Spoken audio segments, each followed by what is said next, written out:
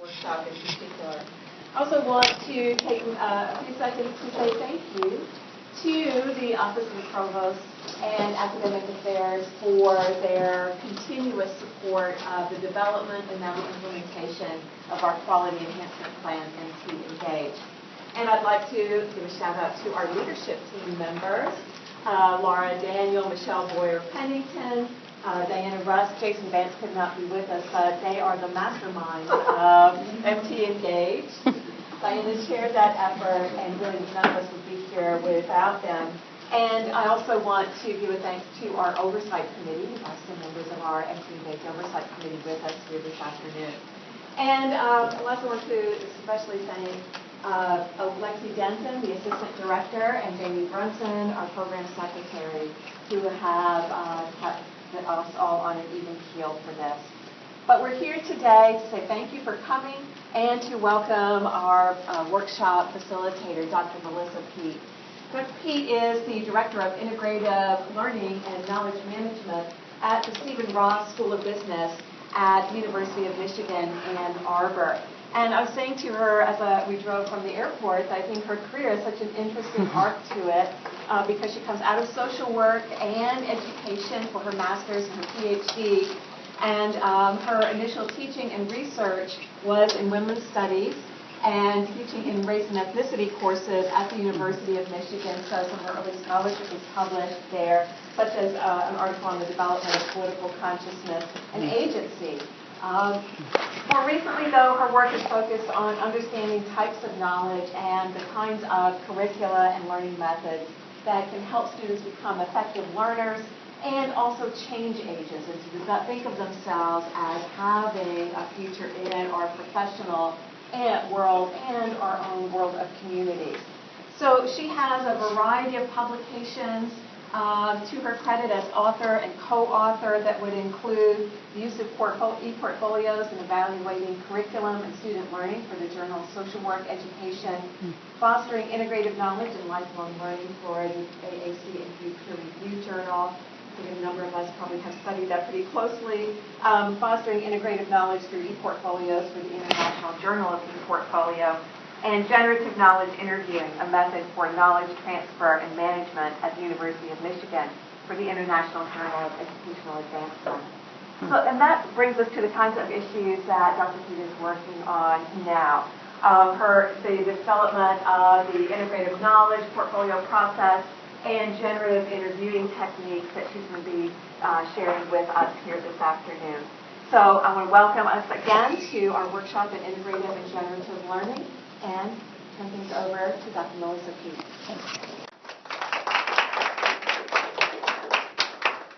Hello. So I'm going to have us practice what I preach throughout the, so I'm going to talk a little bit and then we're going to do exercise. I'm going to talk and then we're going to do exercise.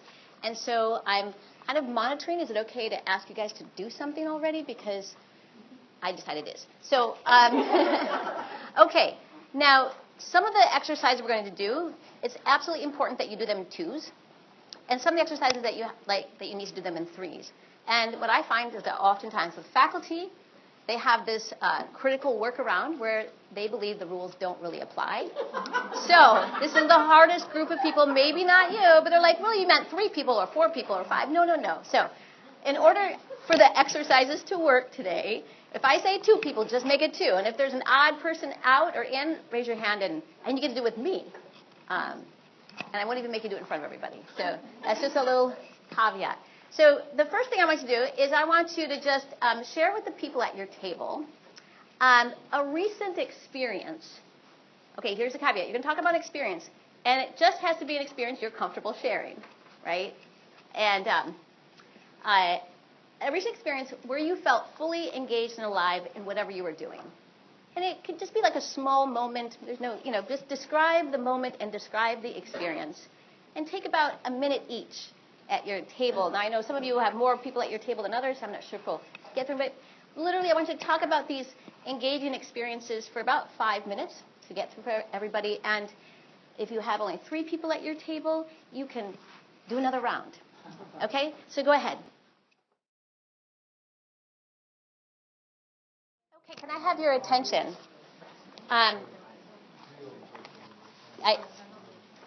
So the number one thing that I hate to do is interrupt people while they're in dialogue, and unfortunately I'm going to be doing that several times today. So I'm going to, so we need a signal in order for conversation to wind down, other than me raising my voice. And this is a new trick I learned from my friend from Sweden, who was with me last week in Oklahoma at a workshop. And I would, have people, they were talking, and then they would be really engaged, and then I would sort of raise my voice, and he came up to me and said, "Don't raise your voice at them, just do this." And I was like, "What's this?" He's like, "Well, when they see that, then the next person does that, and then everyone puts their hands up, and then it quiets down their own." I was like, "All right." So I have the new trick, brought to you from Stockholm. So They also do it in elementary school. yes, I was an elementary school teacher at one point. I didn't do this, but I just said, "Hey." So anyhow, okay, I'm evolving, slowly. All right. So did you notice any similarities or anything about? Were there any similarities in your stories or the experience of being engaged and alive? Yes. We all notice at the end that it's when you lose track of time. Yeah. And then you're engaged. Yeah. Okay. What else? Outside of work. Outside of work. Okay. For some. All right. What else? Most of ours were in their small, intimate settings, one-on-one or one-on-five. Okay. Something where there wasn't a lot of distraction, right? Okay. Anything else? Time alone. Yeah. Hailed for us introverts. Yeah. Okay. So we're going to come back to that experience later on. But what I'm going to do today is I'm going to just share some stories about some things that I've learned in the last 15 years as I've gone about doing research, which began as with the burning question, how do people go from being students, college students, right, to being effective or extraordinary leaders, change agents, that there are these transformations that can and do happen. And so about 15 years ago, I was working with a top-ranked professional school, and they were the number one ranked professional school in the world for that particular profession, and they were known for taking students of all ages from, they could be 18, or not, no, they didn't go 18. I think they went up from 22 on up to 62, generally. Coming into the school and really wanting to sort of, learn the skills of organizational and social change, and then leaving the school actually able to do so. And so, but at the time I was working with them, they were going through another massive curriculum change. It was self-induced, which is really interesting, because usually, I don't know about you, but usually with schools, Michigan included, that no group of faculty goes through curriculum change, self-motivated, like it's only if they have to, right? And, with somebody pointing a gun, but they weren't. And they decided that not only were they going to transform the curriculum, but they were going to dedicate 5 years of discretionary funds to the process of doing action research on the change itself. And so that's when you change something, and then you study the results, and then you keep it changing iteratively. So anyhow, and I was a graduate student at the time at Michigan, and they invited me to come along with them to do the action research. So, okay. Now, before I talk about more of the story, I'm going to have you guys do a 1-minute preflection. That's where you reflect before you start. Okay, so you have these wonderful notepads. So what I want you to do is literally, this is just 1 minute. I want you to take 1 minute and jot down your thoughts to these 3 questions. So everybody has to write something down in response to these 3 questions. Okay, now what I want to do is just take a few minutes. Actually, we'll take it until 1:45 per that clock. And I want you to just share some of your thoughts with the people at your table.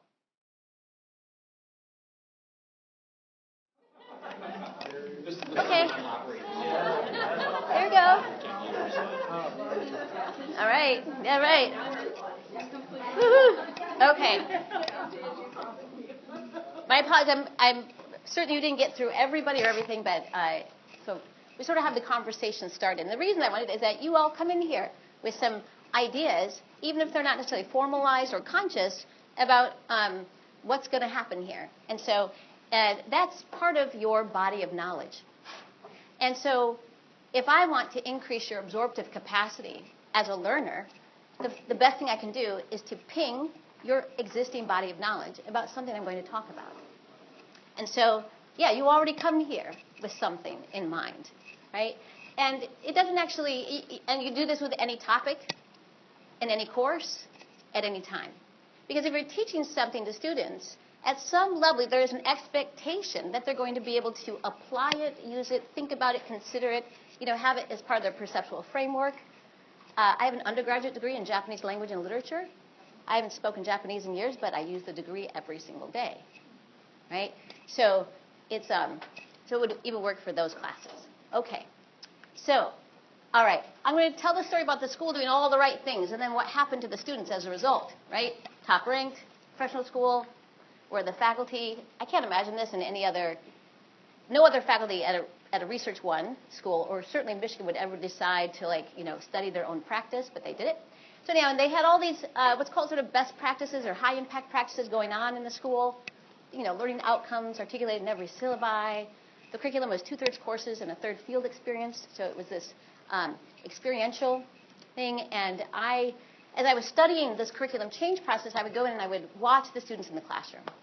And what I saw were these incredibly intense aha moments. I saw what looked like transformative learning. That's learning where they, suddenly just, you could see that they're like deer in headlights, and then, you could see something happened, right?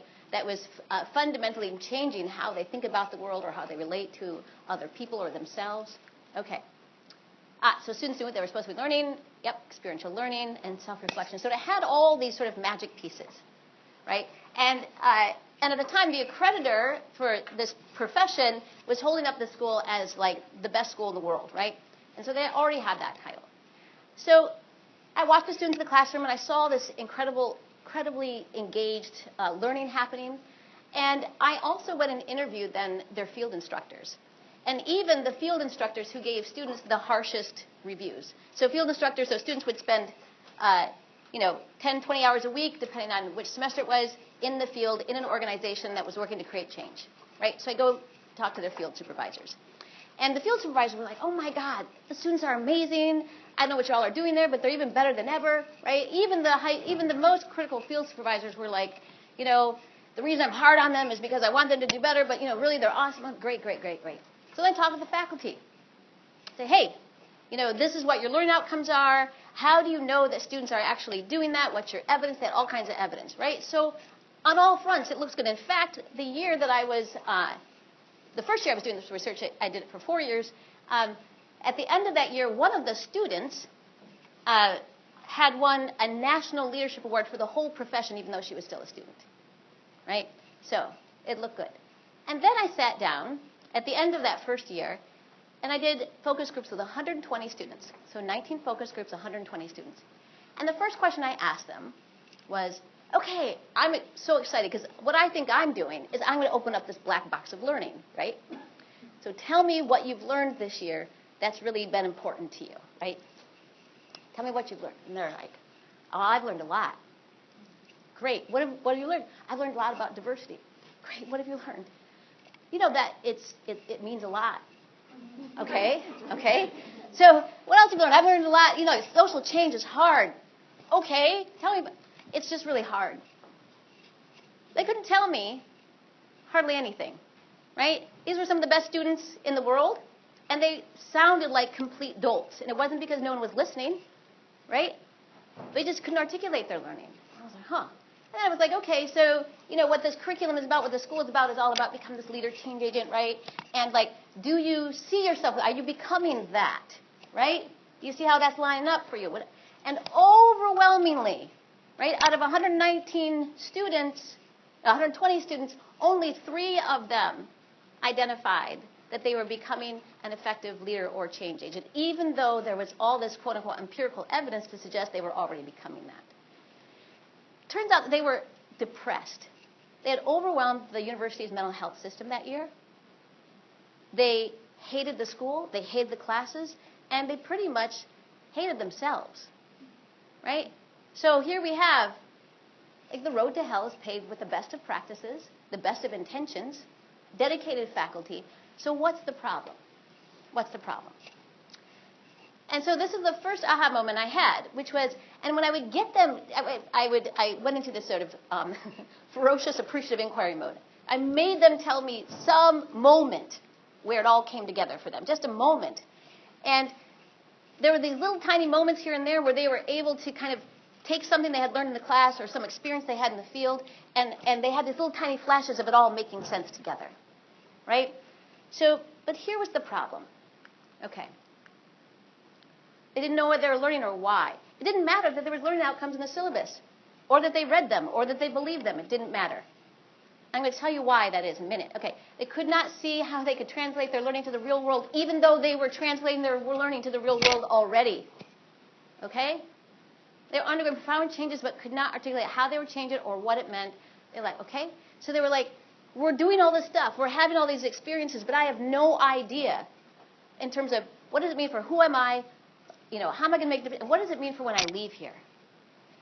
So, and then this was like a huge aha moment for me because it was just serendipitous that our University of Michigan Central-wide Student Affairs Organization wanted me to do some focus groups with our undergraduate leaders, right? And pretty much had the same experience with our undergraduate leaders. There wasn't a student at the University of Michigan that I could ask, hey, what are you learning, that could really articulate it in any kind of cogent, compelling way, even though they are extraordinary students. So, and then since this time, I've done this at the same exercise at community colleges, technical schools, all over the place, pretty much the same result. UCLA, Princeton, doesn't matter. Cornell, same result. So, what's happening? Okay. Well, I'll come back. So, now I'm at the business school, and there's all kinds of jokes I could make about that. I'm not going to. But one of the things that we do in our core, in our business school core, that we're sort of known for, is that students go through these core classes in the fall, and in the winter they do what's called MAP. MAP is the Multidisciplinary Action Project. And it's this integrative action learning experience where students in groups of 5, so there's groups of 5 students, they have 2 faculty supervisors, and then they have some company or nonprofit organization someplace in the world that has a problem that they're going to focus on and try to fix for the next, 10 weeks. And so there's this, it's supposed to be this integrative experiential learning where they integrate their core courses from the fall, right? Well designed. Okay.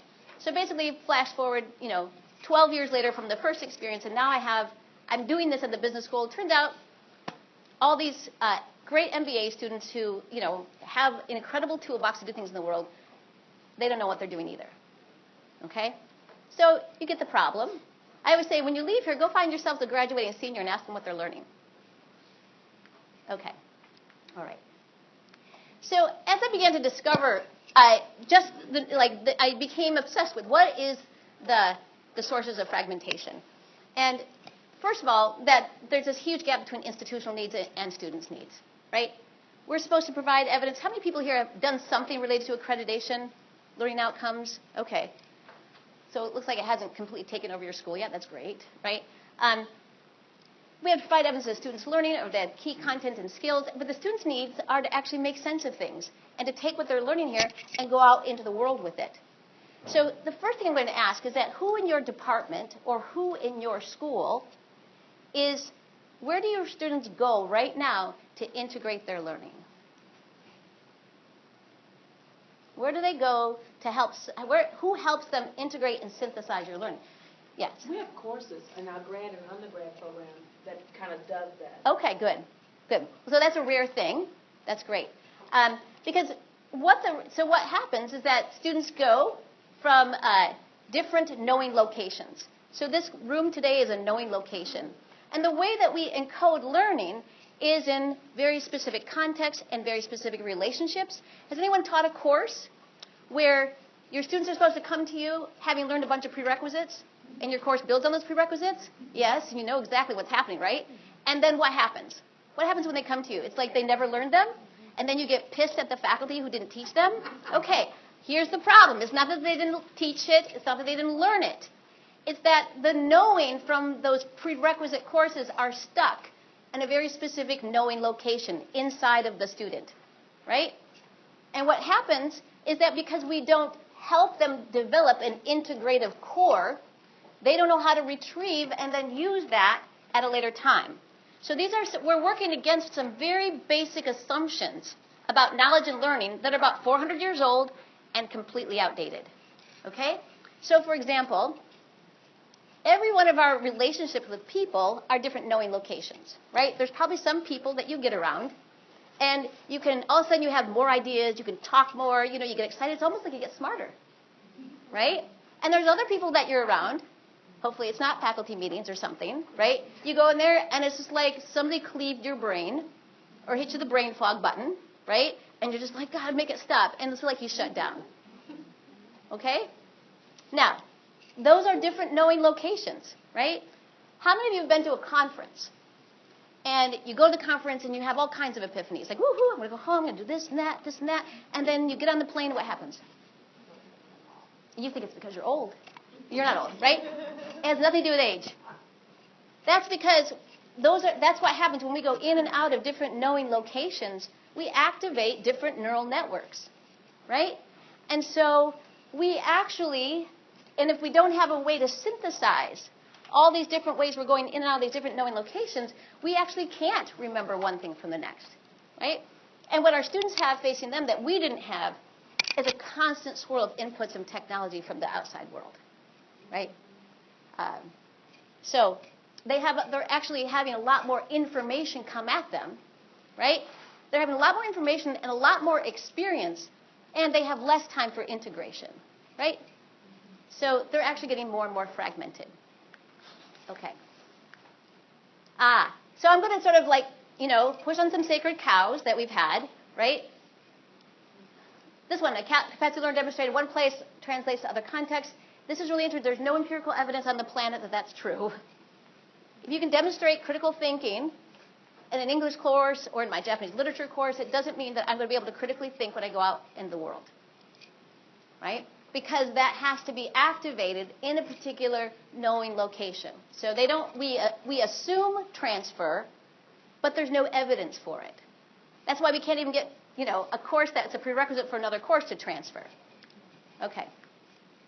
Yep. That does not translate to that. Okay. This is another one of ours. So real learning primarily occurs through cognitive understanding and self-awareness. Oh, God, that's so not true. Most of what we learn happens unconsciously, right? Most of what we learn happens tacitly, and most of our cognition comes a half a second after decision or action, which means most of what we're thinking is just retrospectively rationalizing what we just did, right?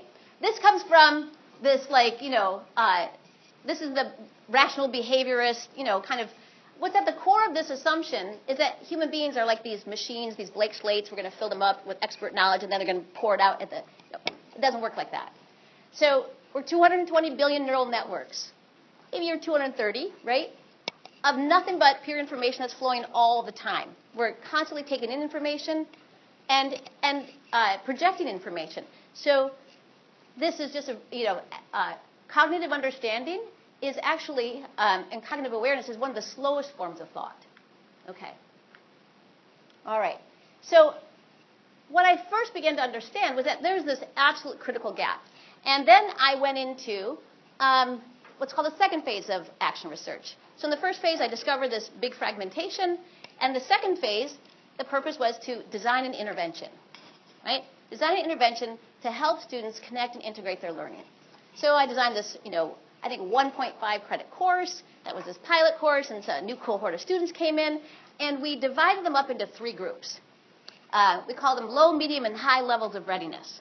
So a low level of readiness student, they're coming into the master's program. We say, do you want to be a leader or change agent? They're like, no, I just want to get my piece of paper and get them out of here. Excellent, right? You can go in the low level of readiness. Okay. The medium was like, yeah, okay, sounds good. I know what that means, but all right, I'm open. And then the high level readiness students were, yes, that's why I came to school. I want to become this leader changer. Yes, I'm here. I'm ready. Great. Okay. So we have these students in these 3 groups, and now we're beginning to do this 1.5 credit sort of course that meets every other week for 3 hours. And by this time, I'm reading everything I can about so-called integrative learning. There's not much about it. And as far as I got, they said something about reflection. Okay. So writing stuff down. Okay. So we get together, and what I'm having them do is actually reflect on critical moments in the field. So they're in these field experiences, right? They're doing stuff in the world. So I want them to talk about it and think about it. So, but there's a problem I'm having at this time in my own life, which is at the time I had lupus.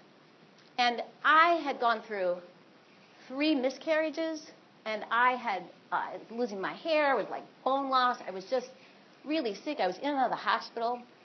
And sometimes when I would go and facilitate this thing with the students, after 3 hours, I was so sick, I couldn't even make it to the car. Sometimes my husband would have to get me and take me to the emergency room. And then other times, I would work with them, and I would feel so good afterwards, it was like I wasn't sick at all. And so it hit me one day, I wonder if there's something going on in the classroom that is having this effect. Because I can't, like, sometimes I go, and I'm like, yes, I feel better than ever. And other times, it's like, I can't even, by the time I'm leaving, my lungs have swelled so much, I can't breathe. It's hard for me to breathe. I need oxygen. And what I noticed was, indeed, there was something happening in the classroom that my body was responding to, but I wasn't aware of. And that is, sometimes a student would talk about one of their critical incidents in the field, and they would talk in this vague and abstract way, where, yeah, you know, I was working with my supervisor, you know, and vague and abstract meant they really didn't say anything. They sounded just like the students when I would say, what did you learn? I learned a lot about diversity, right? When they haven't really told you anything. When the students talk like that, the inflammation in my body would go up. And after a couple hours of that, I was sicker than ever. But if I got them to speak in this other way, and I didn't have language for it, and I do now, but I would say now in a much more embodied way, but they're like, yeah, this thing happened this weekend. I had this mother come in, and her son she just found out her son has autism, and she was, he or she would like paint the scene, right? They would tell the story. They would be inside the experience. When they did that, the inflammation in my body would go down. And not only that, but everybody else in the room would lean in. They would lean in. And I was like, So I began to automatically pay attention to what kinds of questions would get people to lean in. You know, I began to see that it had to do a lot with the quality of my questions. Okay, so, but at the same time, so I learned to like change the questions to get them to, just to bypass the inflammation altogether. My inflammation is the same thing as what happens to us when we read bad reflection. Have you ever read students' bad reflection? Right? And what happens? You're like, oh, make it stop, right? You have an instinctive aversion. Because why? It sounds like what? It's awful, right? You're cringing. You have this awful, right? Yes, reading bad reflection makes us sick, right? It really made me sick. It actually, and it's an instinctive aversion. Because why? They haven't said anything. They sound like a bumper sticker. They sound cliche. You know, it's like you just like, you don't want to torture yourself reading them. Okay. It just so happened I had a more dramatic response, right? Okay. So then we went, so I took them through this, the best I could think of this integrative experience, where we would have these, what I called social reflection. They would talk about their field experiences. We'd get them to talk in these deeply embodied ways. And then they would write down what they learned, right? And we began to create these portfolios, right? And I had what I called this class was connect and reflect. Anyhow, so 6 months later, now it's about this time of year, 6 or 7 months later, I sat down with the students again, the low, medium, and high levels of readiness, and I asked them the same exact questions as I did before.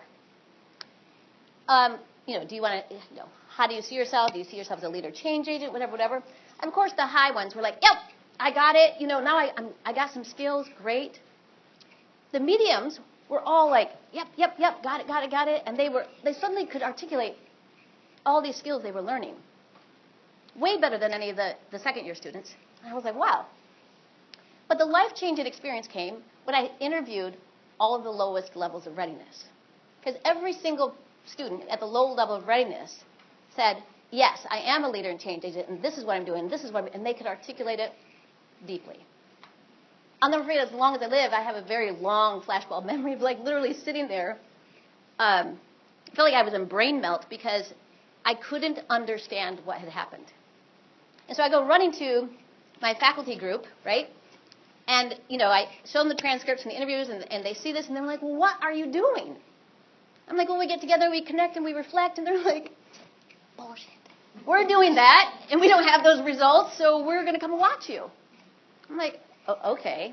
Got to love the power differential, right? Like, I'm this graduate student now, and there's somebody now from the provost office and the learning center, and everyone's looking at me like, what are they doing, And turns out that I was doing something I didn't actually understand yet what I was doing, which is I was helping to retrieve and organize what's called embodied or tacit knowledge. So what I since learned, or quickly learned after that, is embodied or tacit knowledge is about, 80, 90% of what we know. But it's below the realm of cognition. And there's now 40 years of research in management and knowledge management about how this tacit or embodied knowledge kind of makes the world go around. It's the holy grail for expertise, for leadership, for great teaching, for everything. But the research was like, well, we know it's important and we know it's there, but we don't know how to retrieve it. Right? We don't know how to get at it.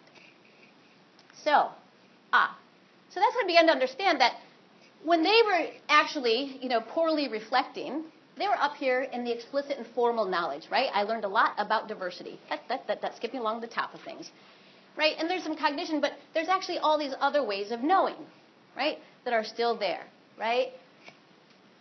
And that even telling students to reflect oftentimes doesn't get at their embodied knowledge because you can only get it cognitively, right? You can't. So we need other ways. And it turns out what I was doing that was so effective is that we were doing not so much individual reflection. Before we did individual reflection, we were doing social dialogue, right? And the act of Barbara telling her story to me as a listener actually helps her connect much more to her body of knowledge, right? It was completely by accident, mostly because I didn't like going to the hospital. Okay? So, all right. Right. So that most learning occurs unconscious in our bodies and is hidden from our conscious awareness. So by the time something hits our conscious awareness, it's, number one, it's long since gone, happened, but oftentimes the way that we construct a story about what we know or what we've learned, this is really going to be upsetting, is actually wrong. It's actually incongruent with what our embodied experience actually is. So, okay. So this is why most people struggle to recognize when and how they're learning or why it matters. So not just the students. So us in higher ed, we've pretty much, and in K through 12, we've taught students, you're only learning something if I give you a grade, right? We've taught, they're like Pavlov's dog, right? Ding, there goes the bell, give me a grade. Ding, right? So we've conditioned them to only think about learning in terms of you giving me a grade or you giving me a feedback or you assessing me, right? When actually, part of this 220 billion neural network thing we got going on here, learning is one of the most natural things we do. It's literally one of the most natural things that we do, right? Both learning and, of course, creating some sort of steady state. So both those things. But we haven't taught students how to recognize when they're learning. Okay. So this back to the students and why they were so lost. They didn't understand how all these different life experiences went together. So the school was really big into transformational learning, right? They should be. But transformation without integration can lead to fragmentation. Okay. So we did that. All right. Now I want you to do an exercise. So this one is the part where you have to get into pairs. So not threes, but twos. So everybody get into a pair first.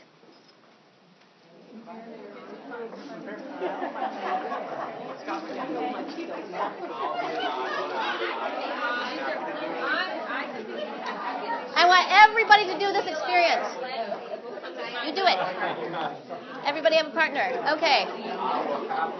You need a partner. Okay, come on up here.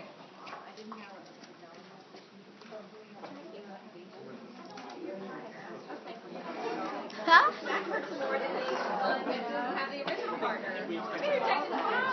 Okay. Wait, do you guys are everyone paired up? No, not yet. Okay. Yeah, there you go. All right, good. Everyone's paired up. All right. Now you have to play along for this to work. Okay. So, you're going to have two conversations. The first conversation has to do with what is your personal working definition of deep learning, transformative learning. I don't actually care what you call it, meaningful learning, but you know it's learning that matters, right? It's learning that changes somebody. Okay. What I want you to do is I just want you to spend a minute each, and to the best of your ability, this isn't a grand definition, it's your working definition of transformational learning. So go ahead and share that. Okay. Done now? I think we're done. We're done. Okay, good. Woo, woo. All right. Yes. My intuitive timekeeping wasn't working, so so I'll use the devices now. Okay. All right. Thank you for pointing that out. All right. You're what? And then I'm an autism mom. We do everything very thoroughly. Good. Actually, then you'll be really good at this. Okay. You did that. Now, you did that. You shared your definition. Okay. Now, the next thing I want you to do, and again, this is something that a lot of faculty, might not be you, sometimes struggle with, is I want you to talk about, share an experience. Now, experiences are time-stamped, they're date-stamped, they're a place, they're a context, right? Faculty always go meta. Well, anytime No, don't do that. A time, a place, okay? An experience you had that was transformational, where you learned something that changed you, right? For example, I would say there's a direct line between this experience I had 20 years ago and where I'm standing today. I was in Larry Gant's assessment and evaluation course at the University of Michigan, and I was headed to be a substance abuse therapist. Absolutely sure I was going to be that. I'm not that. I've never been that. But anyhow, and this is mostly because of this course. And this is a required course. I went in there kicking and screaming, thinking it was complete BS, a waste of time to learn anything about assessment and evaluation, because I wasn't going to write grants, whatever. And the first day of class, he asks, okay, what is the purpose of evaluation and assessment? We're like, to measure things, to get grants, to whatever. He's like, no, and batting it all down. And he said, nope, the purpose of evaluation and assessment is to transform people, to change organizations, and to change the world. I was like, what? And then he proceeded to give one example after another about how assessment evaluation, and I was like, wow. I knew when I left that class that day I wasn't going to be a substance abuse therapist. So, it turns out most people's transformational learning moments actually don't happen in a higher ed context. Mine do. That's probably why I'm here. So, what I want you to do is to share a moment where you learned something or had an experience that transformed you in some way. You're going to have more than a minute this time. Okay? No, right? But I'm going to be specific. It's like how to have a class led by ADD. Okay, so, we're going to take, until 1:20, according to that big fat clock, okay? So you have like 3 or 4 minutes each side, okay, to tell your story. And the person listening, make sure you can get a clear mental picture of what they're talking about. And if you get finished, then tell another one.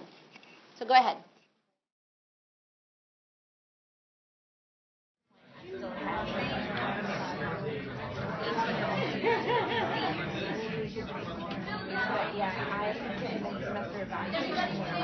Mostly at least their stories. Okay. All right. Okay. So you just had 2 conversations about the same thing, right? And both conversations, you were a speaker and a listener. So what was the same and or different for you in your experience in these conversations? What was different about them? Different compared to what? So you had 2 conversations about transformational learning. The first one you shared your definition, your working definition, whatever that meant, and the second one you shared an experience. And so what I wanted to do is I just wanted to compare what your experience was like in these 2 conversations. Yes? In the first one, I'm thinking about my students. In the second one, I'm thinking of myself. The whole perspective shifted. Okay, so that's interesting. Yep. The second one, I didn't consider it learning before. Oh, you hadn't considered it a learning experience before. Yeah. That's really interesting. Even though it ranked high enough to be transformative. It was only in reflecting on it that you actually noticed it was transformative. Okay. Well, and learning versus just the life experience. But. Okay. I can remember the second one better. Both the one I told and the one Dr. Flip told. Oh, I yes. can't even remember what I told her on the first one. Oh, no, that's important. That's really You important. remember it, yeah. Yes. I'm going to say, at the end of the day, which are you more likely to remember? Which was part of my definition of the first one, but I didn't remember it was. That is the best right there. That's true. That's true, right? And the reason that you can remember the experience a lot better is you actually went from using about 50 billion neural networks to closer to 200. You are a body of knowledge. Your students are a body of knowledge. If you don't engage with that body of knowledge, it's going to be fragmented, dislocated, non-absorptive, and bored. Right? Detached. Yes. Yes. Yeah. One of the ways I would put that is the first time we were thinking and the second time we were feeling. Right? But actually, I would say, how many people, when you were listening to your first telling the story, had ideas come to you? That's exactly what I was going to say. Right. When I listened to him, it spurred something in me that made me bring up my story that I shared with him. Or it made you want to change your story? Right? So a lot of times we listen to people, or like, if did anybody, after listening to the first person, change their example? Sometimes that happens, right? It's because, something that's created when we're listening to somebody else, we have those 220 billion neural networks, but we also have these things called gating channels. And gating channels is what, sort of flips those networks sort of like on or off or shut down or open. It's actually a thing, right? When we're listening to somebody, our gating channels open up, and we actually take in more information, and we have these thoughts or ideas come to us, and there's a kind of authentic ring to them, right? We hear something the other person doesn't even say, right? Okay, so in which conversation did you learn more? The first one or the second one? Well, I want to say in my example, the second one, in my example, after I told it to her, I got a chance to re-experience it, Mm-hmm. and it meant more. Right. Yeah. Wait. Right. Say more about that. What do you mean it meant more? Well, I gave her an example of when I was an undergrad, and I had this experience with this employer, and I wasn't given the job, and she told me that she didn't want me to have it, even though I would be perfect for it, because she felt that I needed to grow beyond that. Oh. And that she felt that I would stifle myself if I took that position. Wow. And I was a single parent, and I was low income, and I needed the damn job. I hear you. And so I was so hurt behind it. But now looking at where I'm at now, I don't know if I would have been here if I would have been satisfied with where I was at there. Mm-hmm. And so after sharing it with her, and the aha moment that I got from that, and that was a loving statement from her, not I can't think of the other terminology I use, but. Yeah, but it could be taken as oppressive, as a lot of things. Yeah. But so now I look back on it, and I think about the times when I tell my students something they're not ready to hear, but it's for their betterment. Mm-hmm. And so that part, for me, it was more, I guess, impressive that she was able to do that for me, and what I'm trying to do for them. Yeah. Yeah. Good. So, what else did you notice? Anything different, between the first and second in terms of your experience as you were speaking, or your physical experience when you were listening? Notice any other shifts or We changes? definitely have a lean-in experience over here, On number 2? Uh-huh. Okay. I was going to say the second one was much more holistically involved in listening and feeling and getting an emotional response, whereas the other one was just strictly intellectual. Yeah. Yes. Well, it integrates your senses. Right. The second one integrates your senses. The first one is just higher cognition. Yeah, but the thing is that we worship this God of higher cognition as if this God delivers everything, and it doesn't. Right? I say in Michigan we worship the God of logical positivism, and I get advice to the provost about how that God does not deliver. So, deliver some things, but there's a lot of things still missing. Okay, so the first one was a disembodied question. Okay? How many of you have kids? Oh, good. I have 21 and 25-year-olds. And what usually happens when you ask children, what did you learn today? I don't know, nothing. Now, is it because they're nasty, awful children who don't want to tell you? Or are you just nasty, awful schools who didn't teach them anything? No. The question, what did you learn today, is a disembodied question. And when we get disembodied questions, you know what happens? It hits right here, we get stupefied. Literally stupefied. Right? So because learning is an embodied experience. So if I ask you a disembodied question, it does not allow you to access an embodied experience, right? And actually, if I ask you a disembodied question, it cuts you off from your embodied experience. So, for instance, so it engages only cognition, difficult to remember, you guys got all of them, devoid of meaningful contextual details, and can generate fragmentation when the definition is incongruent with personal knowledge and experience. We'll come back to that one, right? If you think about it, how many of your stories matched your definition? Few? How many of you just don't care? Like, you really can't remember the definition, right? Yep. Okay, and which do you make decisions from? From your embodied story, right? But it's unpacked. You know, your hidden, unpacked story or experience is where you make decisions. But it's often incongruent with the identity narrative. Okay? Engages, yes, what you said, all the senses. Okay, easy to remember. Reveals details, the context, values, experience, strengths. Okay, and naturally integrates. Okay, how many of you have ever met a stuck person? Somebody who's stuck. Stuck. Just stuck in life. Stuck in a rut. Stuck, you know what I mean? Pain in the ass, whatever you want to call them, stuck. Right? Maybe not you, but somebody else you know, right? Okay. All right, I'm going to teach you a trick right now. Okay. If you want to know what people need to get unstuck, have them tell you 3 experiences of times when they were challenged or frustrated with something they didn't know what to do, and then you worked it through and you got to the other side. Don't even ask them, like if they're going to come and tell you their stop story again, don't even listen. Okay, well, empathize a little bit and then say, I have a question. Think about a time when you were really challenged or frustrated in some other area of your life, and then you kind of worked it out to a point where you felt satisfied. They tell you, they'll think, it was like, trust me, I'm your friend, you know? I don't mean to sound like Donald Trump or whatever I'm doing. Okay,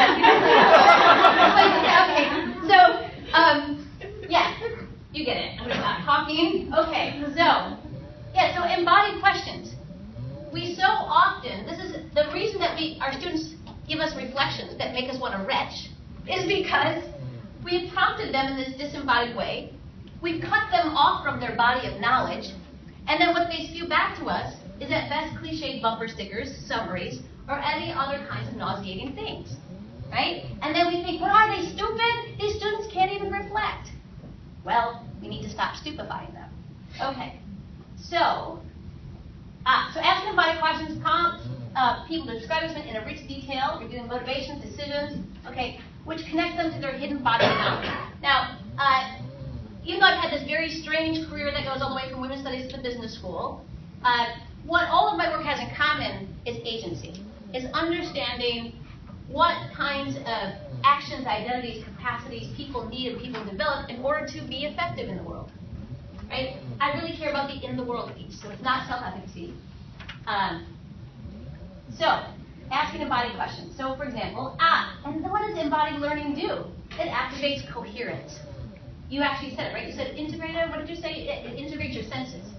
And what happens when you integrate your senses? You have this thing down the front of your body called the vagal nerve, right? It actually, when you're in flow, when you're feeling fully engaged and alive, it's because that nerve is sort of activated, and it naturally coordinates your intelligence. All these things happen.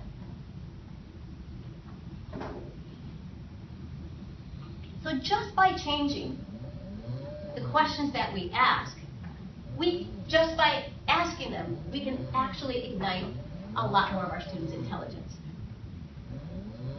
We have to first accept the fact that they are indeed intelligent. They do have that 220, 30, whatever, billion neural networks. It is doing something. It wants to be activated, right? And this is how we do it. Okay.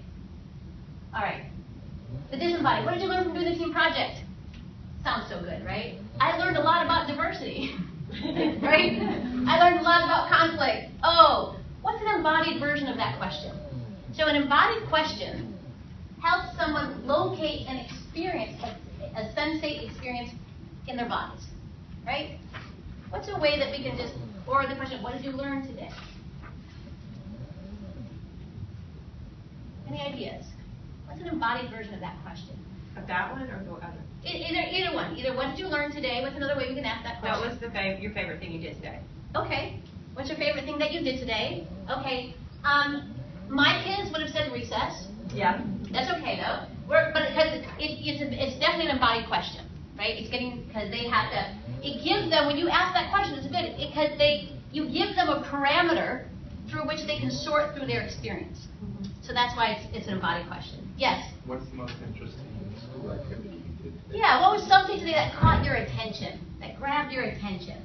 And then they hear grab my attention, and they can use that as a sorting device, right? And grab a hold of that moment. And they can tell you about the moment, right? So, and if you say, well, what did your teacher teach today? That's a disembodied. They can answer that, maybe, but I'm not. So I'm going to give you the yes. What question did you ask today? What question did you ask today? Right. And what if they didn't ask any questions? That's a good one. Okay. Maybe All right. what question did you want to ask today? Yes, right. So here's one that I use all the time with people from like 7 on up to 70, okay, to capture learning. Most learning happens in one of two ways. Through a moment of sort of like confusion, challenge, frustration that you work through, like dissonance and like disruption, and then you work through it. Or an aha moment, right? Those are, I mean, there's other ways, but those are two guaranteed ins and embodied questions, right? Because if you ask, what was the moment where you felt really challenged and frustrated and then you worked it through, right? Another one is like what grabbed your attention, right? An aha moment, right? So there's ways, as long as you ask, take them into the sensate experience. And this works with math class, accounting. I say our best integrative teachers at the University of Michigan is Brian Capola, who's the chair of the chemistry department, right? So it doesn't, I'll do the team project, describe a moment when you struggled or felt challenged some way, what was the source of the challenge and what specific steps you. So if you really want to unpack what they learned, so this thing right here, the source of the challenge and the steps you're going to have, I'm going to give you a handout with all this stuff on. The source of the challenge and the steps that you take to overcome it, those are usually unconscious. That's usually unconscious learning. So I'll give you an example. One of the greatest books I've ever read is by this guy, Michael Polanyi. Anybody know? Chemist. His son won the Nobel Prize. I think this book came out in 1964. It was called Tacit Dimension. And in it, he writes that the following, which is, why would a scientist, a bench scientist, spend 30 or 40 years of their life pursuing something that might not even exist? You know, in any other profession, that's considered insanity or maybe mental illness, right? Why do scientists do this? Well, it's because they have an a priori understanding or knowing that there's something there, right? Even when the scientific method is telling them there's no there there, they're still going at it, right? It's that a priori knowing is a kind of tacit knowledge. The other thing that he talked about in this book was long before we had human subject review boards, and this is back during the Stanford, when they could, do really awful things to human beings in the name of research. This is one of them. So they would invite people into a room.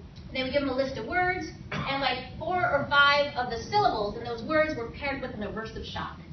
So you read through the words, and when you get to those, you go, right? Okay. So apparently it was aversive enough that it only took people 2 iterations before they stopped saying the words. So they were not told in advance what the words were, right? After 2 times, by the 3rd time, they could read the list and avoid, right? Great. So now they're leaving this horrible experience. I hope they gave them $50 or something, And the research assistant says, here's the list. Can you identify which words were paired with the shock? None of them could. There are 220 billion neural networks of nothing but knowledge and information.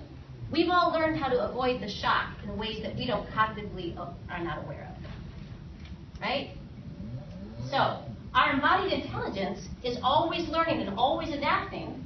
We just don't know what it is. So when we unpack it, so I use unpacking a lot more than reflection, because reflection connotates cognition. And actually what I'm doing is I'm having people unpack experiences to actually find what's there.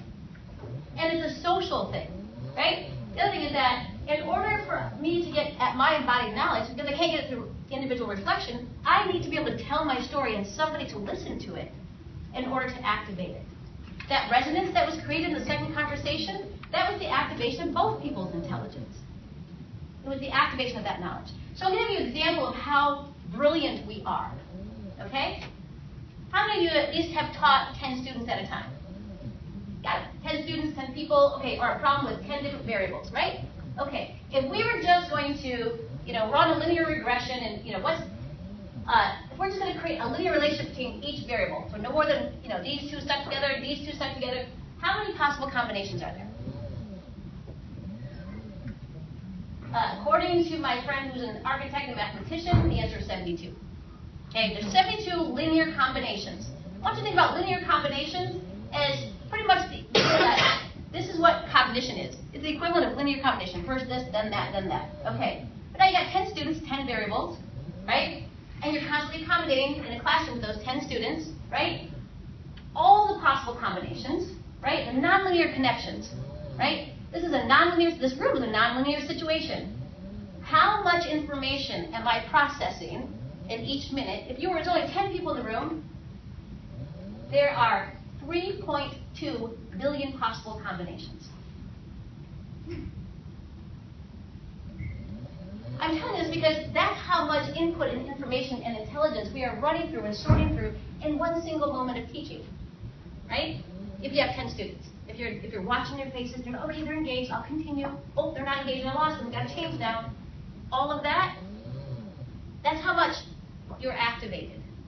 That's why it's rarely the case. Has anyone ever been bored teaching? You can't be, right? You can see your students are bored, that's a different matter entirely, right? But are you bored? No, you're not bored, because you would say, I'm on. That's what it means to be on. Okay. All right.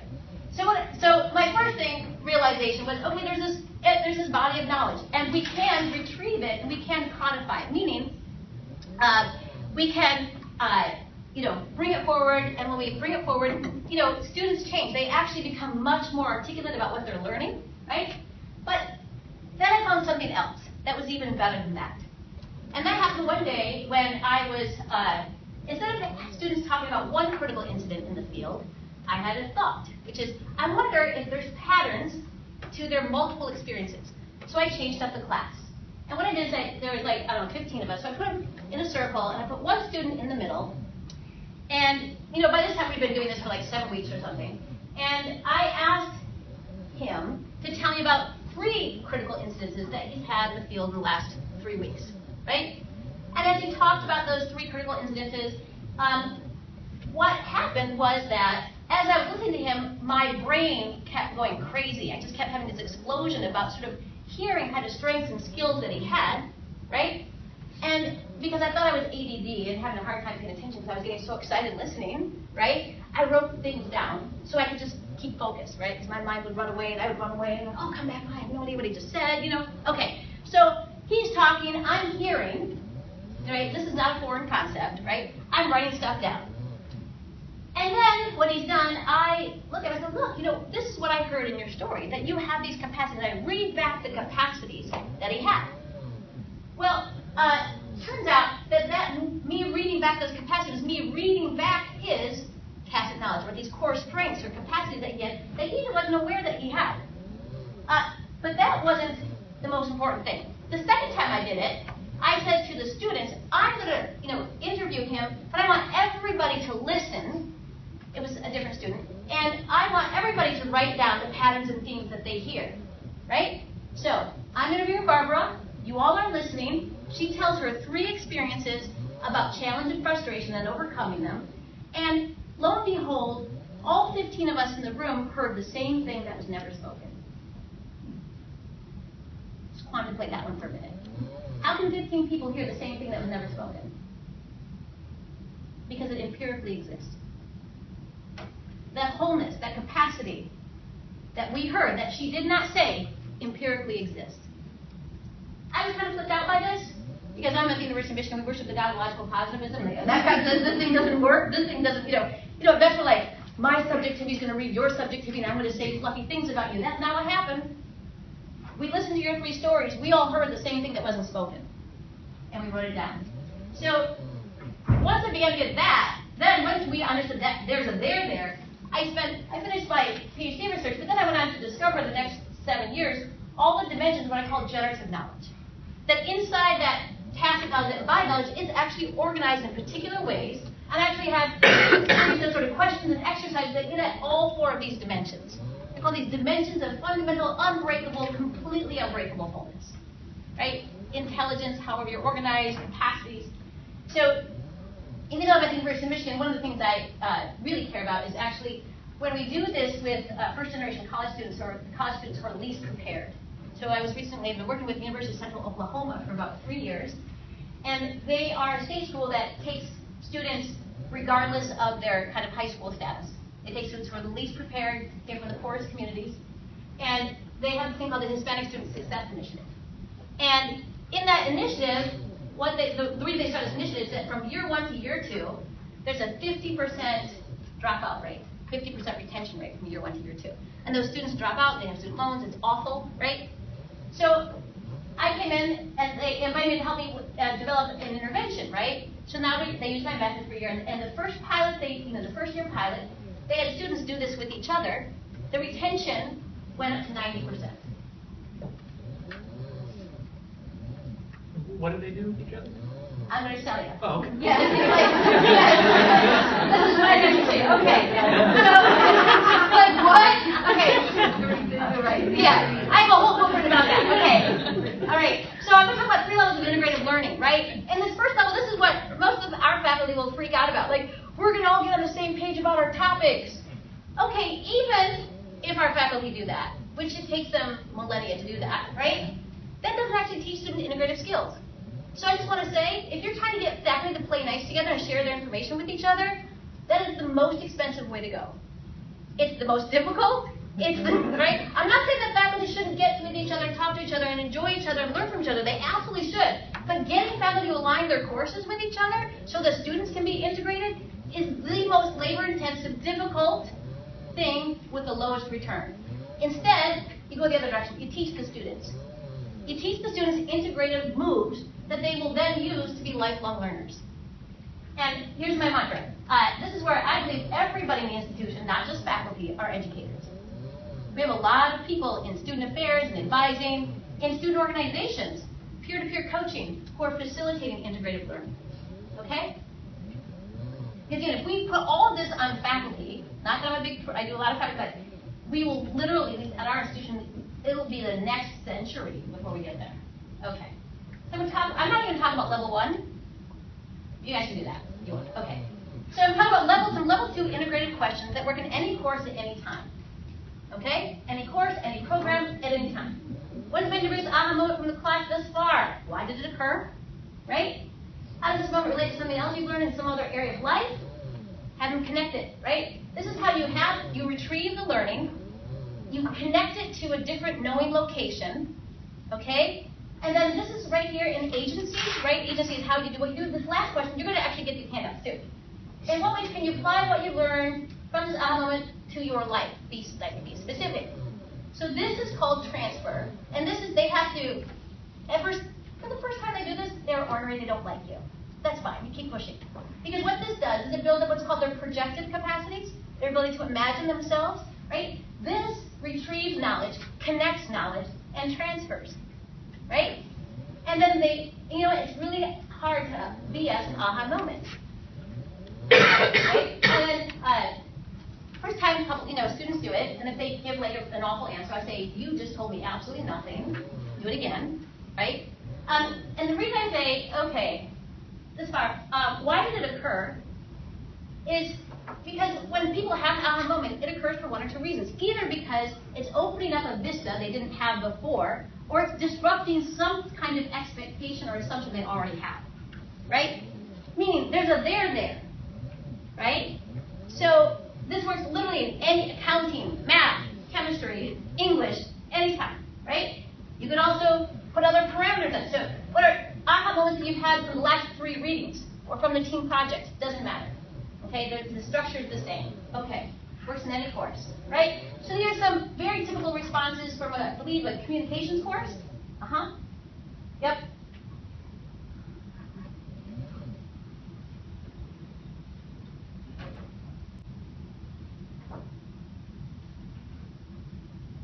Yeah, this came even before our current president told him about facts. That's supposed to be a joke. Okay. Facts needs to contextualize facts. Okay. All right. Yeah. Alternative facts need to be contextualized. Okay. So that's in the class. The other thing that we've experienced a lot with, again, this can happen anywhere in time, right? This happens with advising, it can happen with career services, it can happen in student organizations, which is what I call knowledge integration workshops, right? They come into the room, they spend an hour and 45 minutes, we feed them pizza, right? Usually an hour and a half. And what I do is I give them an exercise that I'm actually going to have you guys do with one another, and where they unpack 3 specific learning experiences. And then what they do is they unpack with each other, and then the students leave that knowledge integration workshop not just having the insights from their own learning, but more importantly, they get, when they listen to everybody else, it activates all their learning again. So if you do this in your own classes, the students will walk away not only having unpacked and fluffed out their own learning, but the learning from other people that they're sitting with. And so exponentially, this is why all the research on collaborative and peer learning is so important. They will learn more from listening to each other. Have you ever had this experience? You say something completely elegant and wonderful in class, and you see the blank stares. And then some student gets up and translates it in some awful raunchy way, and everyone goes, oh! And you're like, oh my God, right? Well, whatever. That's that peer-to-peer tacit thing, right? They can help each other get it. Okay. All right, so it's really funny. Is this, oh. Yep.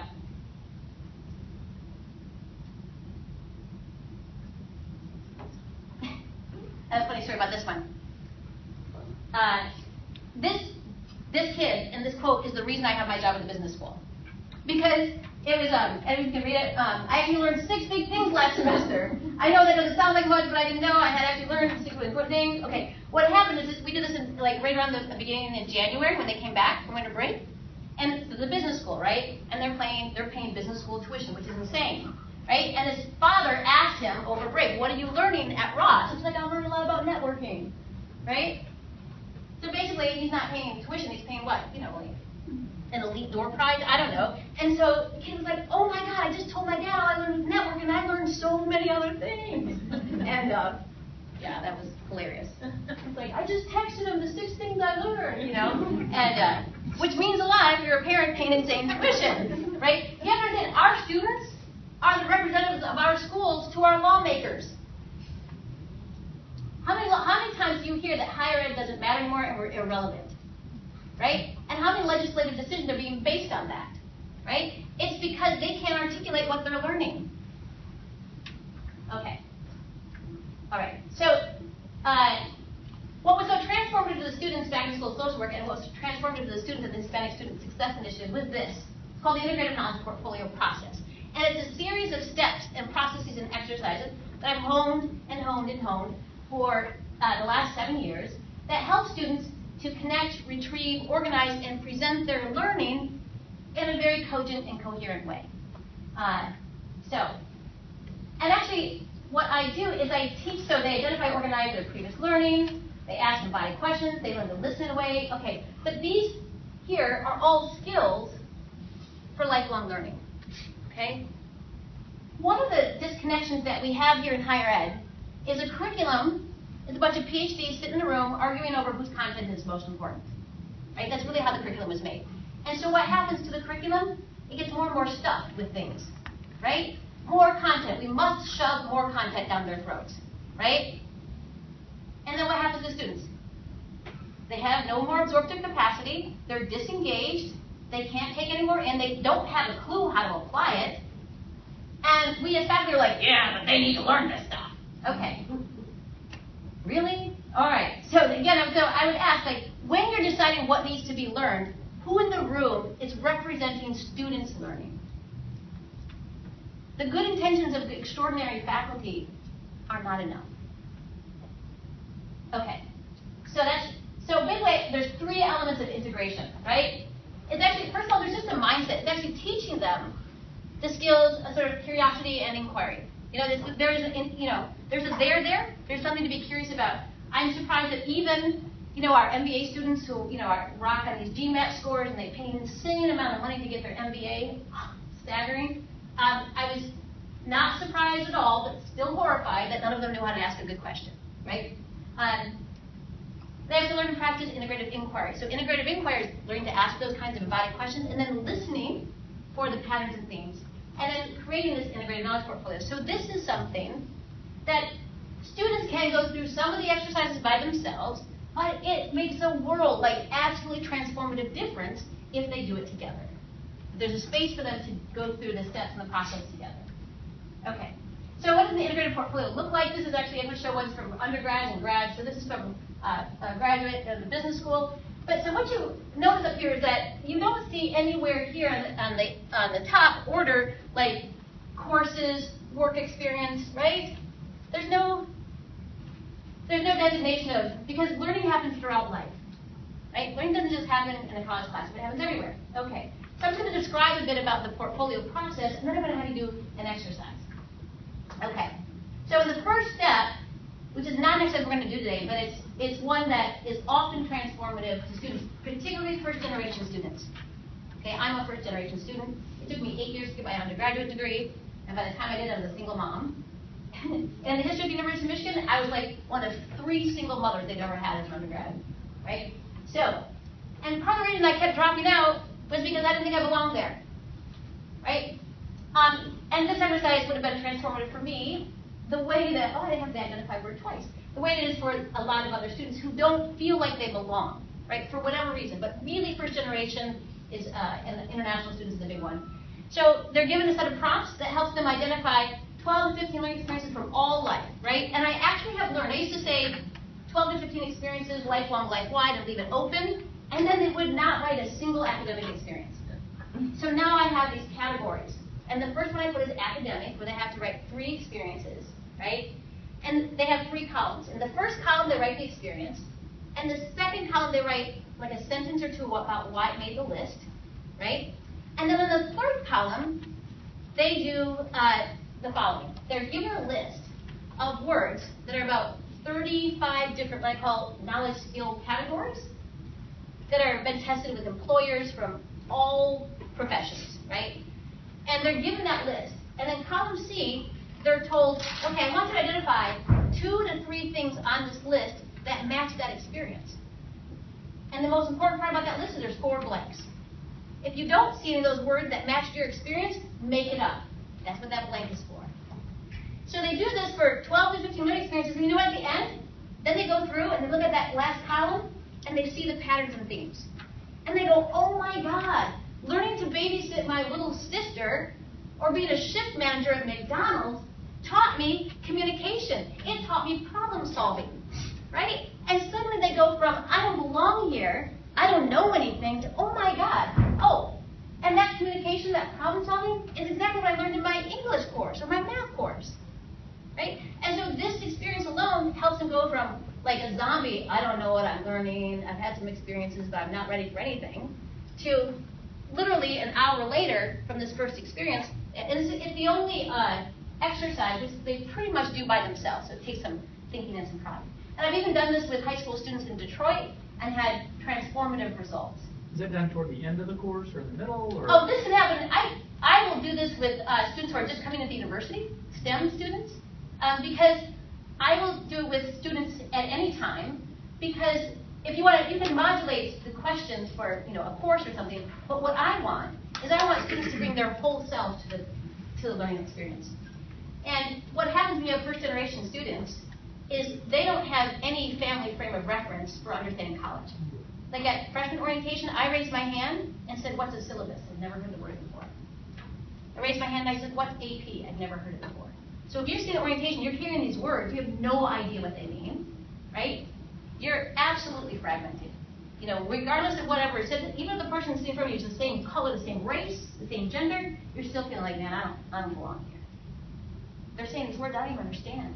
And everyone else is nodding. So what it helps them do is it helps them to bring their lifelong, life-wide experiences and feel like they already have something of value that they can work from. So it literally doesn't matter. And I do this, I'm talking about college classroom, but I use this in all kinds of contexts. Employment, all kinds. Okay, so then they codify them. So this is the process I just explained.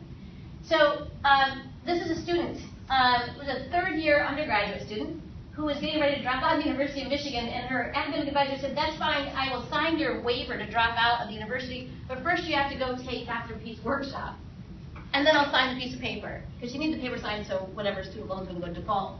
And so she did.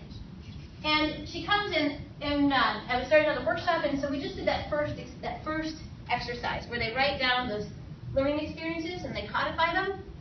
Here were her learning experiences, right? And by the time she got done with that, this is called her work showcase. Then her upper level categories that she put, come see, were here. Before she even graduated, so first of all, she stayed. And 6 months later, she had a job at Google. Right? Anyone want to guess what her major is?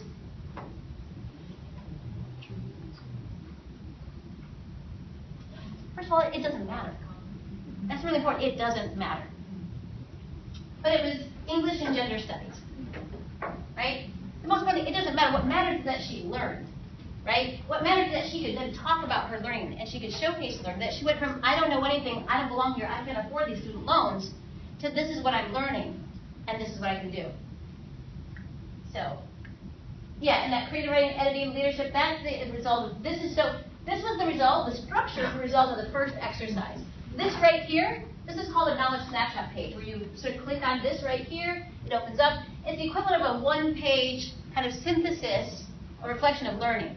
I often don't use the word reflection because it gives millennials the heebie-jeebies, right? They've been asked to reflect their whole life, and they've been doing that awful surface thing. So I say knowledge integration or something like that. Okay. So this is what we're going to do now. We're going to do an exercise. Okay. Want to hand out the handouts? So what I need you to do is they're going to pass out some handouts, and I need you to get into groups of 3. Groups of 3, not 4, not 2, but 3. Sure. Oh, and you need a break, sorry. Okay, so let's take a break until, take a break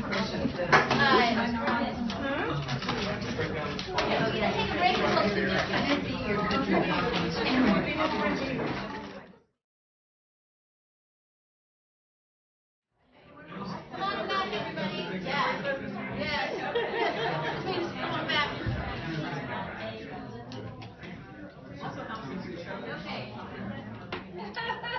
I'm not going to food. Who was it?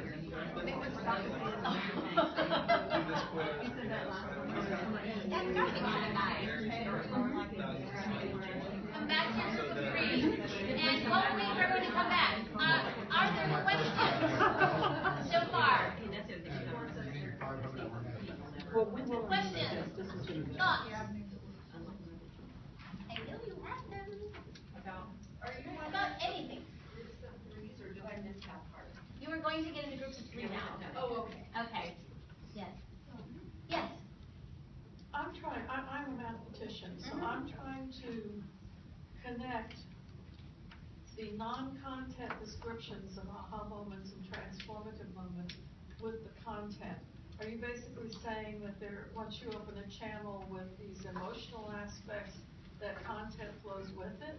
Or are you saying something else? So, first of all, I'm not the one that actually talked about the emotion. Emotion can be involved, right? But actually, so first of all, we have to recognize the fact that we're in an embodied revolution in terms of cognition. Actually, thinking happens in the whole body, not just the head, right?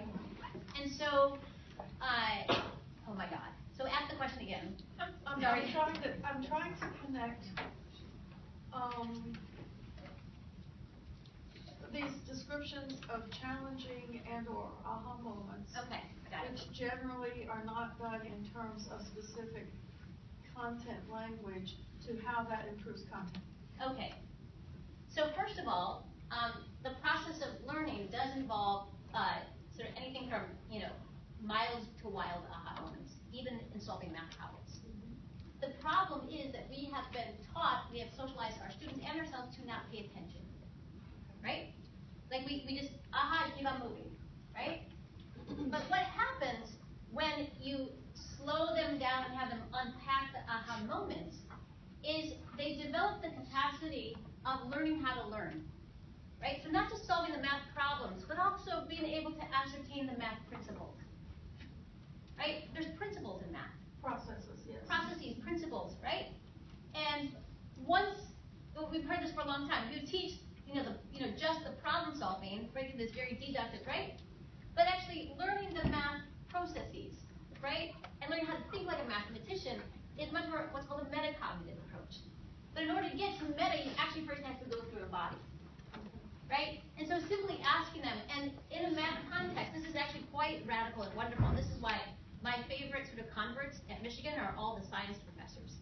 Because they have, we have this content, you know what I mean? And, but once they, what they use, the way they connect it to their sciences is that a good scientist is very good at observation. And so they consider this process of unpacking their aha moments as a process of observation, right, and knowledge sharing. I don't use reflection with that group. They don't need me to use it. Actually, I try not to use it with any group, right, because it has all these, connotations to it. But what they did, they all started doing this because Brian Coppola, who was the chair of our chemistry department, started doing it, and he got tenure based on his teaching, and they saw just amazing results in students' capacity to learn, because it starts like right now, if it's just about the content, it's self to content, right? When you add this, so I'm the learner, here's the content, right? Here we are, right? But if you add this other step, even a little bit, then there's myself as the learner, there's the content, and there's this dynamic process here. Especially if you put them in groups of 3, I'm going to tell you why 3. 2 is a good start, but 3 is magic. Because then they learn that somebody else processes math differently. Especially if you ever give them a problem that maybe half the room doesn't get, that would be beautiful. Then you could show them the answer, half of them didn't get it, put them in groups of 3 and say, okay, or maybe then, and then what was the aha moment, right? Did I answer your question? The question was, how does this sort of processing help them with math learning? And what I'm saying is that it makes them conscious as math learners, which increases their absorptive capacity to learn. It's a metacognition thing. Yes. In some Yes. ways, only more embodied. Yes. Yes. Yes. Okay. Other questions? You've been using new terminology in terms of this type of learning, and will there be a reference for a book to read? I'm working on the book. I have another handout at the end that I'm going to give you. Yeah, so the integrative, when I use the term integrative, first of all, lifelong, life-wide, right? And I'm integrating tacit, explicit, formal knowledge. That what we teach here is formal. And, that's sort of lifelong, life-wide, formal. And also, the part that's most transformative with the integrative portfolio process is, and this was what led to the huge results with the Hispanic Student Success Initiative, had to do with bringing in their motivations to learn. Most of what I'm focusing on today is how to unpack learning experiences. I have a whole process that's just about aligning students' purpose, passion, and motivations, right? Which I've used on my own children. And because that actually has everything to do with whether or not they stick and stay. Yeah, so that's we don't have time to do that. Okay, so what I'm going to have you do now is a version of what students do in these integrative workshops. Okay? And see this right here? I'm going to press you. You're going to come up with 3 experiences, and they can be recent, of challenging experiences. Now, these are not BLEs, not big life events. Okay? Not the things that you unpack in therapy. That's not what we're doing here. Okay? You want challenging experiences. It could be, and I used to say, it had to be more interesting than changing a tire. And then, of course, I always get some smartass who does one about changing a tire and it works. So, but like, one end is anchored with changing a tire. The next one is anchored with, it's an everyday kind of challenge or frustration. This is, lifelong, life-wide. If you have this moment, you're like, I don't know what to do, right? Whatever your version of I don't know what to do is. And if you haven't had challenges lately, then you probably need to push yourself harder, okay? Everyone here is way too young to coast, okay? And and then you figured it out to the point where you had a satisfactory result. Okay? Yeah, so these are not BLEs, big life events, where life happens to you. This is stuff where you took action. Yourself, right? So this is what I want to do. I want you to just write down first the top three that come to mind. The only caveat, you have to feel comfortable sharing them with other humans, right?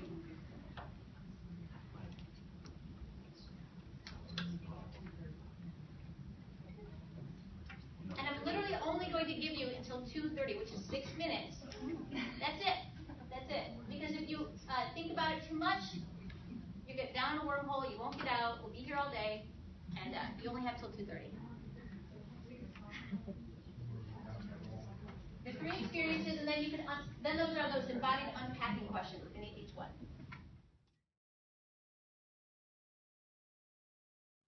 So who has an example that they're willing to share? Who has an example?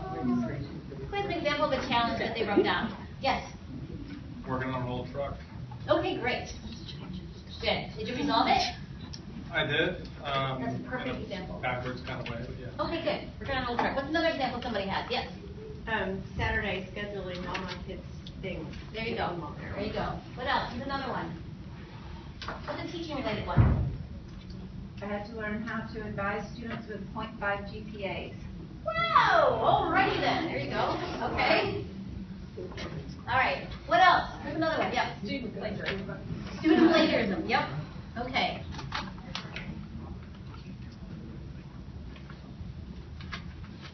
Is there anyone who doesn't have their 3 experiences? Yeah. Yeah. I'm gonna give it. You need 3. Absolutely need 3. But you didn't go with the ice cream, so. You didn't. He can skip one. And here it is. If you can't think of 3, make it up. I'll tell you why later. And if you can't make it up, then lie. Even your lies will work. I can't do your lies. So make it up, take a guess, doesn't matter. There's no wrong answer. Oh, right. Okay, does everybody have 3? Even if you haven't unpack them. Okay, does anyone not have 3? I'm serious about making stuff up in the lies. It still works. Okay, sort of. Okay. So now I need your feedback and your opinion. We have about 32 minutes left, and this could go either way. One way that I could do it is we get up, we move around, we move the table, we share real quick, and I interview one person in front of everybody else. So you can see how I do the method. Or I literally break up into 3 and mumble a whole bunch about the process you go through to interview each other. First one. Yeah, first one. Okay, then we gotta move these tables and chairs because we need a circle. Okay? Hell yeah. We need a circle. So, oh, I'm sorry. These are heavy too. So we can lift them. Yep. Put the. Whoa. This is good. I have one way to do this. That is right. Okay.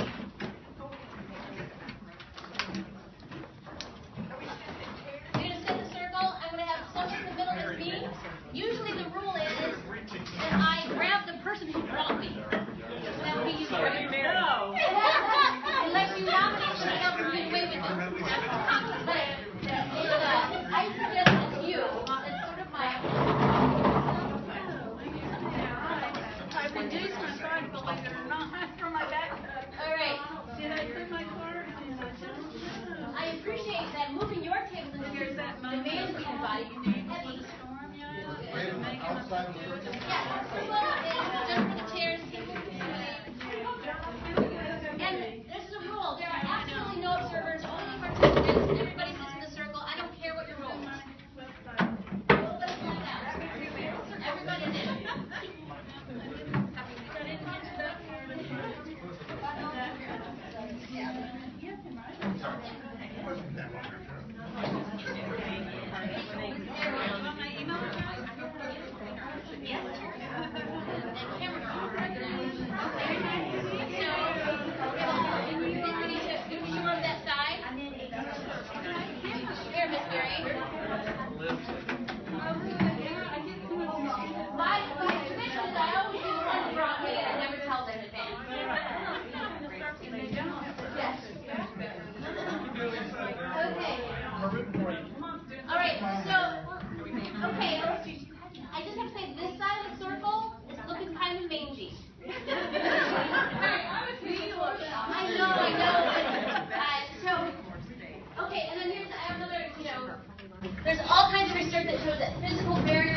All right, barriers to listening. You want to sit in a circle. Everybody sits in a circle. If you're in the room, you're in the circle. If you're in the room, you're in the circle.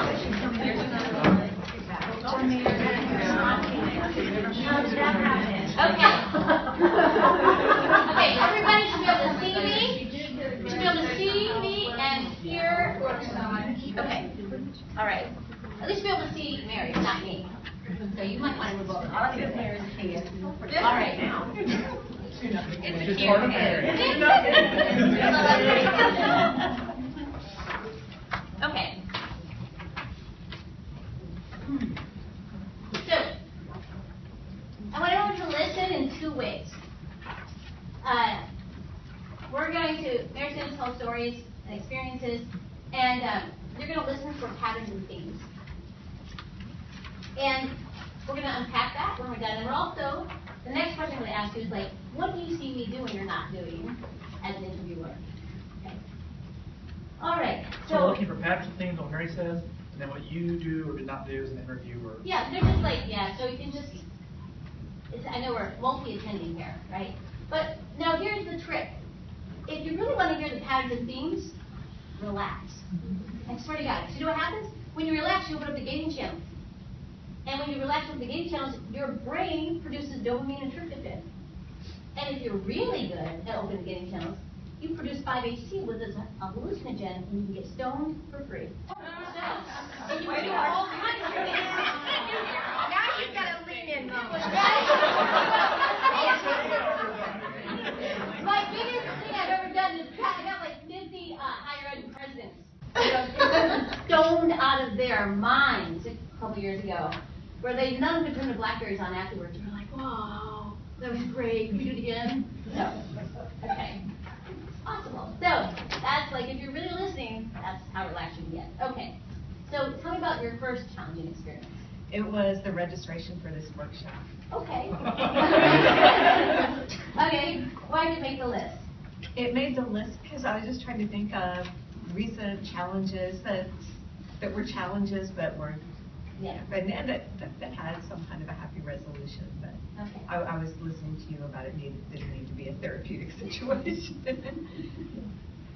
So what about it was challenging? So I knew why we were pursuing a certain strategy for and encouraging registration for this workshop, but we had a cap on the number of people who could attend. And we knew that we could go over and under. But I found myself, we were coming up against this cap, and the great question was, what do we do next? Do we actually go to the third step? Do we go to some other way? And so I kept just thinking in circles and circles. Well, what if I did this? What if I did that? And what would be the consequences? Okay. And so these steps or phases, do they have to do with who you invited? So what do those steps mean? Well, what it meant is we had relatively few spots left for the workshop. Should we then publish a university-wide announcement? Okay. And in which case, we ran the risk of turning people away. Okay. Yeah, I knew we could accommodate more, but how many more? Okay. And so what did you end up doing? I went upstairs and stalked Diana Russ for an hour. Really, I needed somebody else to talk it out with. Okay. And so I went upstairs and waited until Diana had an opening in her schedule and just talked to here's my dilemma, here's what I think. And she had an idea that it never occurred to me it was the perfect solution. What was it? Her solution was to say, well, technically we have 3 spots. We know we can do more than that if necessary. We have 3 sponsors for your evening presentation. Mm-hmm. Let's go back and approach those 3 sponsors. And yeah, it was beautiful. It was wonderful. Okay. And so what made you decide to talk to her about it? Well, because Diana has always impressed me, and in the short time that I've been able to work really closely with her about problem solving, seeing big picture, but also small scale solutions to problems that have far-ranging implications. Okay, so she can help you kind of. Yes, sort through and break that feedback loop. Some of the questions I'm going to ask are going to be seemingly dumb questions. This is because I want to keep my questions out of it. What would have been terrible if you would have had too many people try to enroll? Or like what was it about it that was worrying you so that it was going round and round? Because my goal for this event was for it to be a rewarding experience for the people who came and to generate a very positive buzz. Okay. And if lots of people wanted to come something and we said, oh, yeah, we invited you, but oh, actually, we don't have room for you after all. And I just thought that was rude on the one hand and would create a really negative perception. Makes sense. Okay, so we might come back then, but in the meantime, so tell me about your second. So my second one is my MT Engaged class last semester. We had a student-run collaborative project that involved using what was to all of us a new electronic platform. Okay. And about halfway through the project, a third of it disappeared. Okay, and what was the project? They were doing what's called a story map. Okay. Called that they had generated. They wanted to do one called Legacies of Tennessee Women. Okay. And so they were using this sort of online And tool? students were putting all sorts of material onto this story map, and then a third of it disappeared. Okay. All right. And then what happened? What did you do? Well, we pulled the whole class together and said, look, obviously this is what's happened. Some of you lost work. They hadn't lost what led up to what they put up online, but some of the people had truly lost a lot of work, and others had lost nothing. So I asked them what did they want to do about this, and so they thought about it for a long time, and along as they were pondering it, I also wanted to diffuse it so that they weren't blaming each other. Okay. There was a chance it was a student mistake, but as the more we looked into it, the more it was just a problem with the platform. Okay. But so that it wouldn't unfairly also cause problems for them, for once I offered to intervene in the project and to create a second map and make myself responsible for everything that went wrong on the second map. And they could opt to whether they wanted to just stick with what the old work they had. Did they want to migrate to the new map? How did they want to handle their work from here on out? Okay. And when you said that you wanted to make sure that nobody got blamed, yes. What was a very specific thing you did so that wouldn't happen? That was why I said I would take responsibility for anything that went wrong in the transfer into the new map. Yeah. Okay. All right. And how did the situation resolve? Like, what happened? They did beautifully. Actually, they did just fine. Some people just took some of their old work and kept it where it was on the old map. Some people put new stuff on the old map and then also created sections on the new map. But it was their choice to do that. And then I took other sections and transferred them from one to the other. And again, so that if anything went wrong in the transfer, it was on me, not them. But that was also because, as you might expect, on a collaborative project, there have been some student issues, right? That I did not offer to resolve for them, but told them they had to figure it out. What? Okay, and so what was an aha moment that you had during that experience? The aha moment for that experience was that I actually could let go of that project, because that was really hard to not do. I did not set it up, and I told them, you have to do something here. It has to be about women's history. Now you can discuss among yourselves where you want to go. Could I really let them do that? And I did let them do that all the way up to that moment, but that was a critical moment at the end of the semester. But otherwise, I let go. And so, what does letting go look like? Like what was something that you might have done previously if you're not letting go, right? That you didn't, So. Oh, I might have told them exactly how to choose a person to research to put on the map or place. I might have laid out parameters for that. I might have set guidelines for the formatting, how long each section should be, Right. how many images versus whatever, you know, all those kind of usual assignment instructions, and I did not. at all. Why not? Because it was a collaborative student-run project. Okay, I okay. don't know. And so you meet, you decide. We would hold in-class meetings, and then they would have out-of-class discussions, and Right. my job was simply to keep circulating back to them what they would tell me. Okay, okay. And how about from the first experience, they created registration for this workshop? What was an aha moment that you had, either during that or after it was done or whatever? Well, it was like, it was more not an aha, but that was, of course, that would be the perfect solution, but I knew that Diana would have that. So it was just, I think, I don't have to solve this by myself. Mm-hmm. Yeah. Yeah. Okay. So what was your third challenge? Then I looked way back to my first real job, which was a 20-something, so I was sort of recasting myself as one of my own students graduating, going to her first professional job, and so I was actually just out of a master's program, and here I was 24, and all of the people I was supervising were males my age or too much older. Wow. And I was the museum curator person, and they were carpenters and painters and moving crews. Okay. And what did supervise mean? I had to tell them what to do, and I had to tell them to stop doing things that they were doing wrong, and because we were working inside historic houses and with museum collections. Okay. And so tell me about a very specific sort of challenging moment in that. You know, like. Organizing a work crew to move a big brick front cabinet that was about the size of that screen, so in height and width,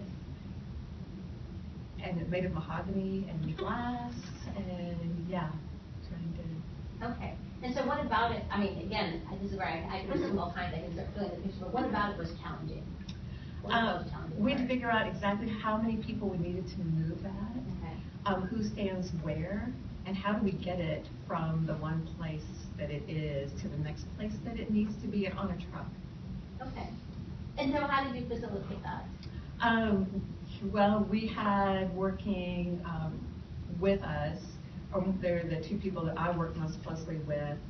One of them had a great deal of experience in moving museum objects. So Paul and I figured out which people should stand where, and we carved out a route.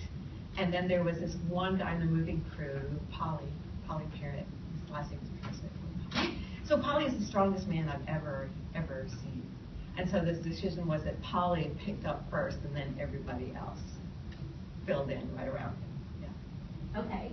And then what happened as We got where we were going without a major argument among everybody. Yeah. All right. And then what was sort of an aha moment that you had either during that process or looking back at it now? I just look back on it and I think that was one of the most valuable job experiences I ever had. Okay. Because I had to learn to work with people who had no reason really to listen to me. They were all good at what they did, which was not what I did. Right. And I was young, female, many were African American. I'm just this overeducated little white girl. And how can we actually work together as a crew? Mm-hmm. Yeah, and And how it can was you wonderful. tell how to move something? Exactly. Yeah. And who are you to tell me what to do? Yeah. Right. So what was an example of something that you did to help them trust you? I'll go to 7-Eleven every day for coffee. Okay. Yeah. Like you went and got coffee. When you went with them to coffee? Yeah, we just get in a van and go to 7-Eleven every day. Okay. And our bosses did not know that that's what we did every day for 30, 45 minutes. Yeah. Okay. That's great. And so just hanging out with them at 7-Eleven, having coffee. Yeah. Okay. What else? Learning people's names, just sitting and chatting with them, asking their opinion about what would work. Okay. So was it your idea to go to 7-Eleven? No, actually, because once I got that job and I found out that's what they were doing every day, going to 7-Eleven, and so I Okay. And what did you learn from that experience that informs what you do now? That you have to get along with the people who actually make things happen. And that is not us. Often, that we're not people who actually make things happen. Okay. And that's, I guess I've learned the importance of respecting other people's knowledge and abilities. Okay. And how about the second experience? Yeah. What about that experience sort of like stays with you now? How does it inform what you do now?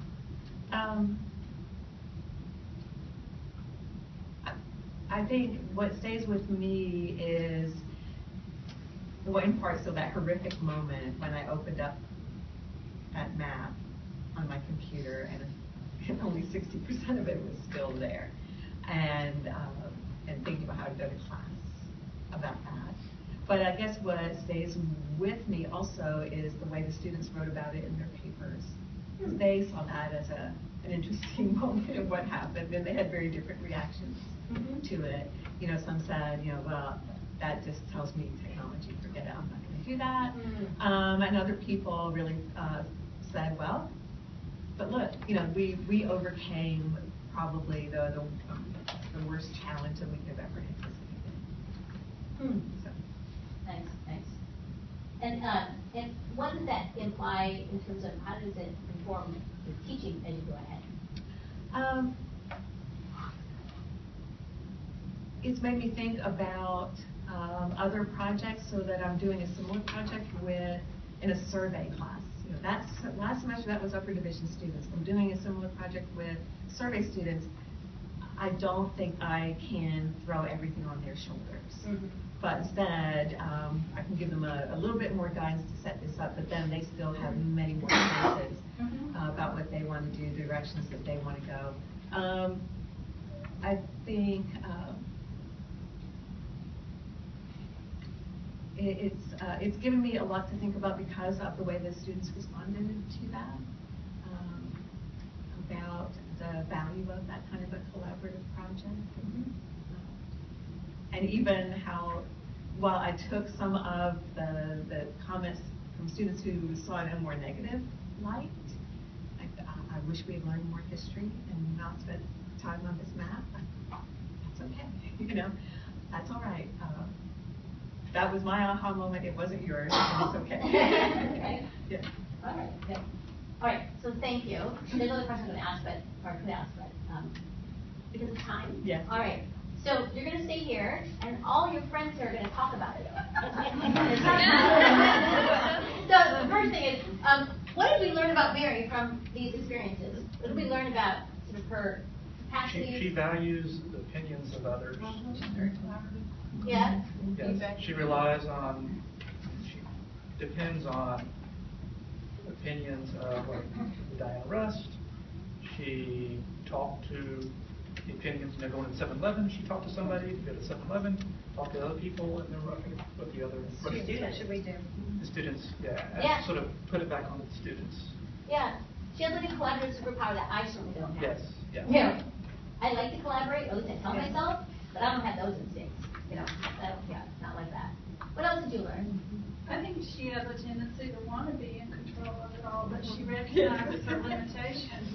And that's a good thing, that she does see, I would like to just be able to control the map and do this all over, but I've already told them from the beginning it's their responsibility, or in the case of moving the cabinet, there's no way I can do this without help from other people. If I could, I'd just do it myself, but I can't. I say that because I recognize a similar tendency to myself to try to do it all myself, but can't. In learning, again and again, other people can get the job done, not you. Yeah. What else? Is there anything else that you learned in terms of? I think there's anxiety about being unfair, which I guess is a good thing for that. It seems like each time she did want to offend someone else or be unfair to someone else. That's what I got too. Yeah. She wanted to maintain harmony. Yeah. In the classroom and in the office. There's a deep practical nature. Yeah. In each case, it was how do we get the best job, the best way. For the most people. For the most people. Yes. Even if it might be breaking the rules of coffee. Yeah. Right, I mean, we definitely learned. I mean, so she's, so I would say that, you know, especially because she told the story, I think, from like 20, 30 years ago, right? That, you know, she definitely has this, you know, collaborative superpower, right? That you have an instinctive knowing that even if there's times you could do stuff by yourself, there's a value to involving others, right? And that value is, you know, there's just intrinsic value of like building community, right? So even though you've never said it, just how deeply collaborative, I also know that you're an incredible community builder, right? Because you're looking at the impact of all these actions on all these different stakeholders, right? And so yeah, that's like a community-based sightline, right? And that you're very aware, even when you're young, right, of how you're using your power, right? And so, like I said, even though I know about those things and, you know, whatever, I don't have like a lot of, those aren't necessarily like superpowers, yeah. So, but what was really interesting is that she didn't tell me about 3 challenging experiences that she had in a single course in your math class, and the same kinds of superpowers or capacities would have come through, right? Because they underline who she is, right? And even though you might already know this about yourself, most students have no idea about this about themselves, right? And okay, so did anyone else hear something when I was that hasn't been brought up yet? I said she, oh, I'm sorry, she acknowledges and her strengths, like, and I think she respects all knowledge. It doesn't matter what level it's at. So I felt like she respected the knowledge of the, you know, the workers in her first job and knew that they knew more than her in the field in their special skill way, but also the knowledge of students of saying to them, how would you want to move forward? And, you know, just that, I think she does respect knowledge. It doesn't matter the level. She's not like a person who says. I think that this combination is practical, right? That your practical view of things means that you have a very keen sight for people's capacities and how they can sort of like fit together or work together, right? So people, you know, like it's not just like, oh, everyone has their own skills, but it's like, wow, you can do this, right? And you can. I think that allows you to trust. I think that trust and letting go thing was there a lot. That, you know, it's one thing to execute a plan, but then you have to really take a breath and step back and let it go and see if it works and think about the consequences. That seems like a big aha in all of the stories. I wrote down a phrase that as navigating leadership. There was a lot of like figuring out how to navigate when you're in a powerful or a leadership role, working with other people and giving them their place and making them feel important. Yeah. I put conscientious. That hasn't been brought up. Yeah. Yeah. I also talked about that you're a real planner and that you have a sense of detail and logistical sorts of things that the practical part of the project is So is the conscientiousness the thing that was never said but is there? Well, it depends. I mean, so, you know, Mary's been around the block a little bit, you know, you're what, 39, you know? And so you're probably... 21 plus was my grandmother's 21 plus. Is there anything here that's being said that you didn't know about yourself?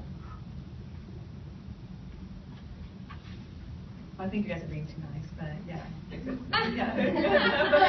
It's actually, we're just reading data. So first of all, we're just reading data, and we're just reading your data, right? It's fun, lots of. Yeah, I think that because your data's been around in this space for a long time, it's probably not new to you. But I guarantee you that this sort of thing is completely new to students, right? And if we were doing like a real deep knowledge retrieval about leadership and like someone can take your place, we would go a lot deeper. But we're just sort of demonstrating right now.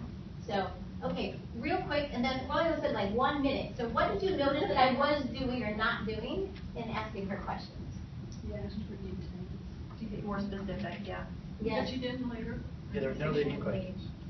No leading questions, but also, can you give me an example? Can you give me an example? Like, what does that look like? What does that look like? I never once asked, how do you feel?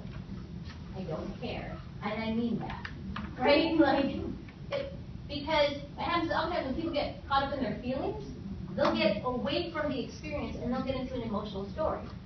And oftentimes people's story is actually covers up their experience. You know? So our story about something is one thing, and so, yeah, so, you know, lots of people are like, is this psychology? No. No, it's actually, it's actually deeper than that. I just want to know, what were you doing? Sometimes they say, you know, why did you go to 7-Eleven? You know. Yeah. So, okay. Now, remember earlier we talked about not leaving things in particular knowing locations, right?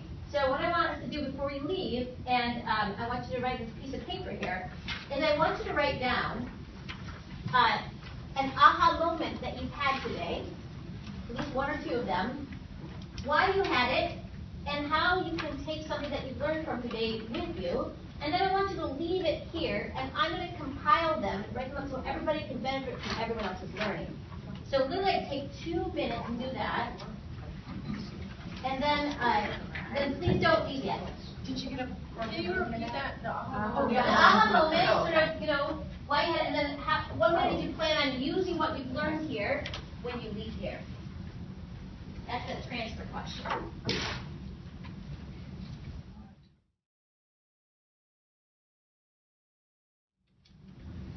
Well, some of you are writing.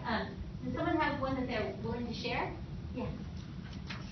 I have an 8-year-old son, and every day when I pick him up from school, I ask him the same thing. What did you learn at school today? He says nothing.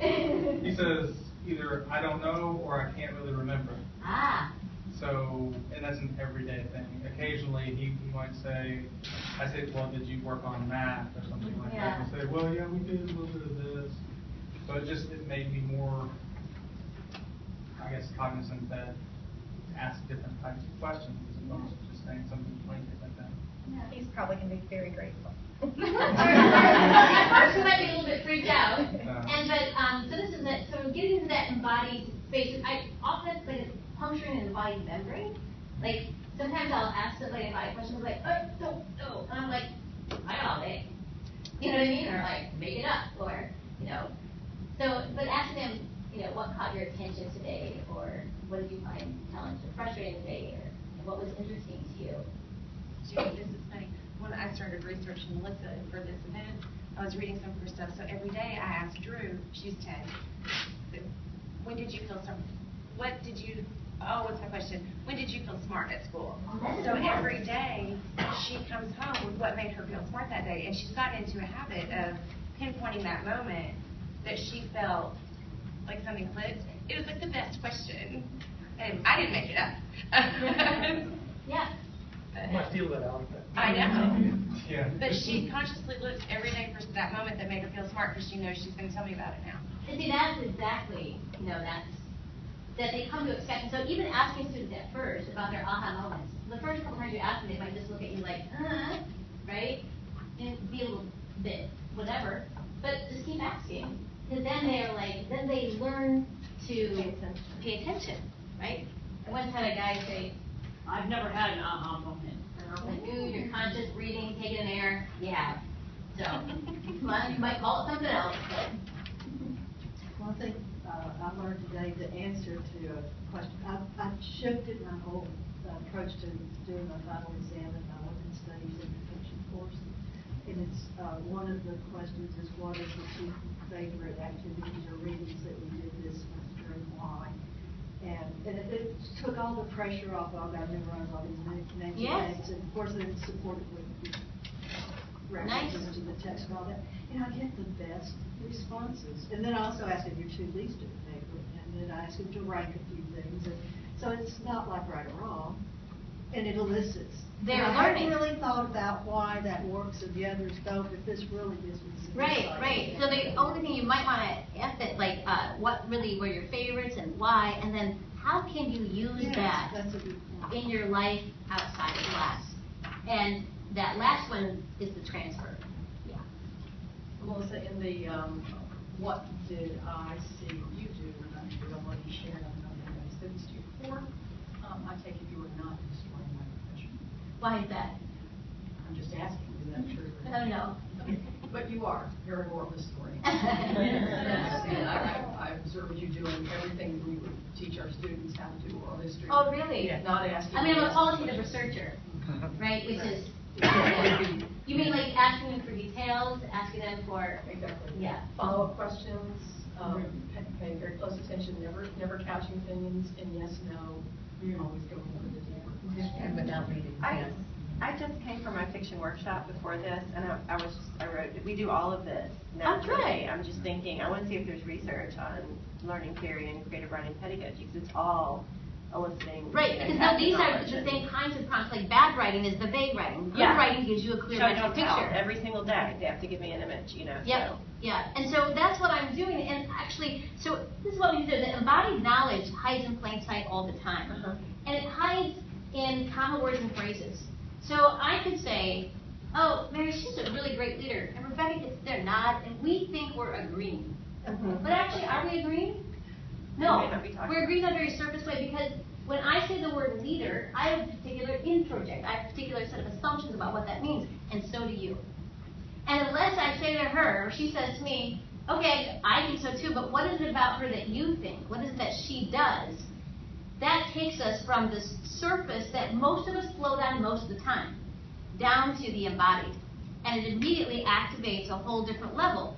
And but most of the time we're on the surface with each other, because as long as we have the same words, we think we're talking, right? And we are talking, but we're not. A very different set of embodiment happens. And so, in order for like the Paul writing program, some of the best writing programs have really integrated this work well, because it actually coincides very well with good writing. Right. Well, I mean, with Dorothy Allison's, you have to make it heard, and the only way to make it heard is tell the truth, and and that's being specific. Yes. So. Yes. Okay. Yeah, I know. I'm in the business school, and then we have a bunch of MBAs, and MBAs talk in bumper stickers. Like synergy and blah blah blah. And my number one comeback to MBAs is, you've said absolutely nothing. Go away until you come back and say something. Right? You said it. Just buzzwords. I have no idea what you're saying. Paradigm shift. Paradigm. Revenue sharing. At the end of the day.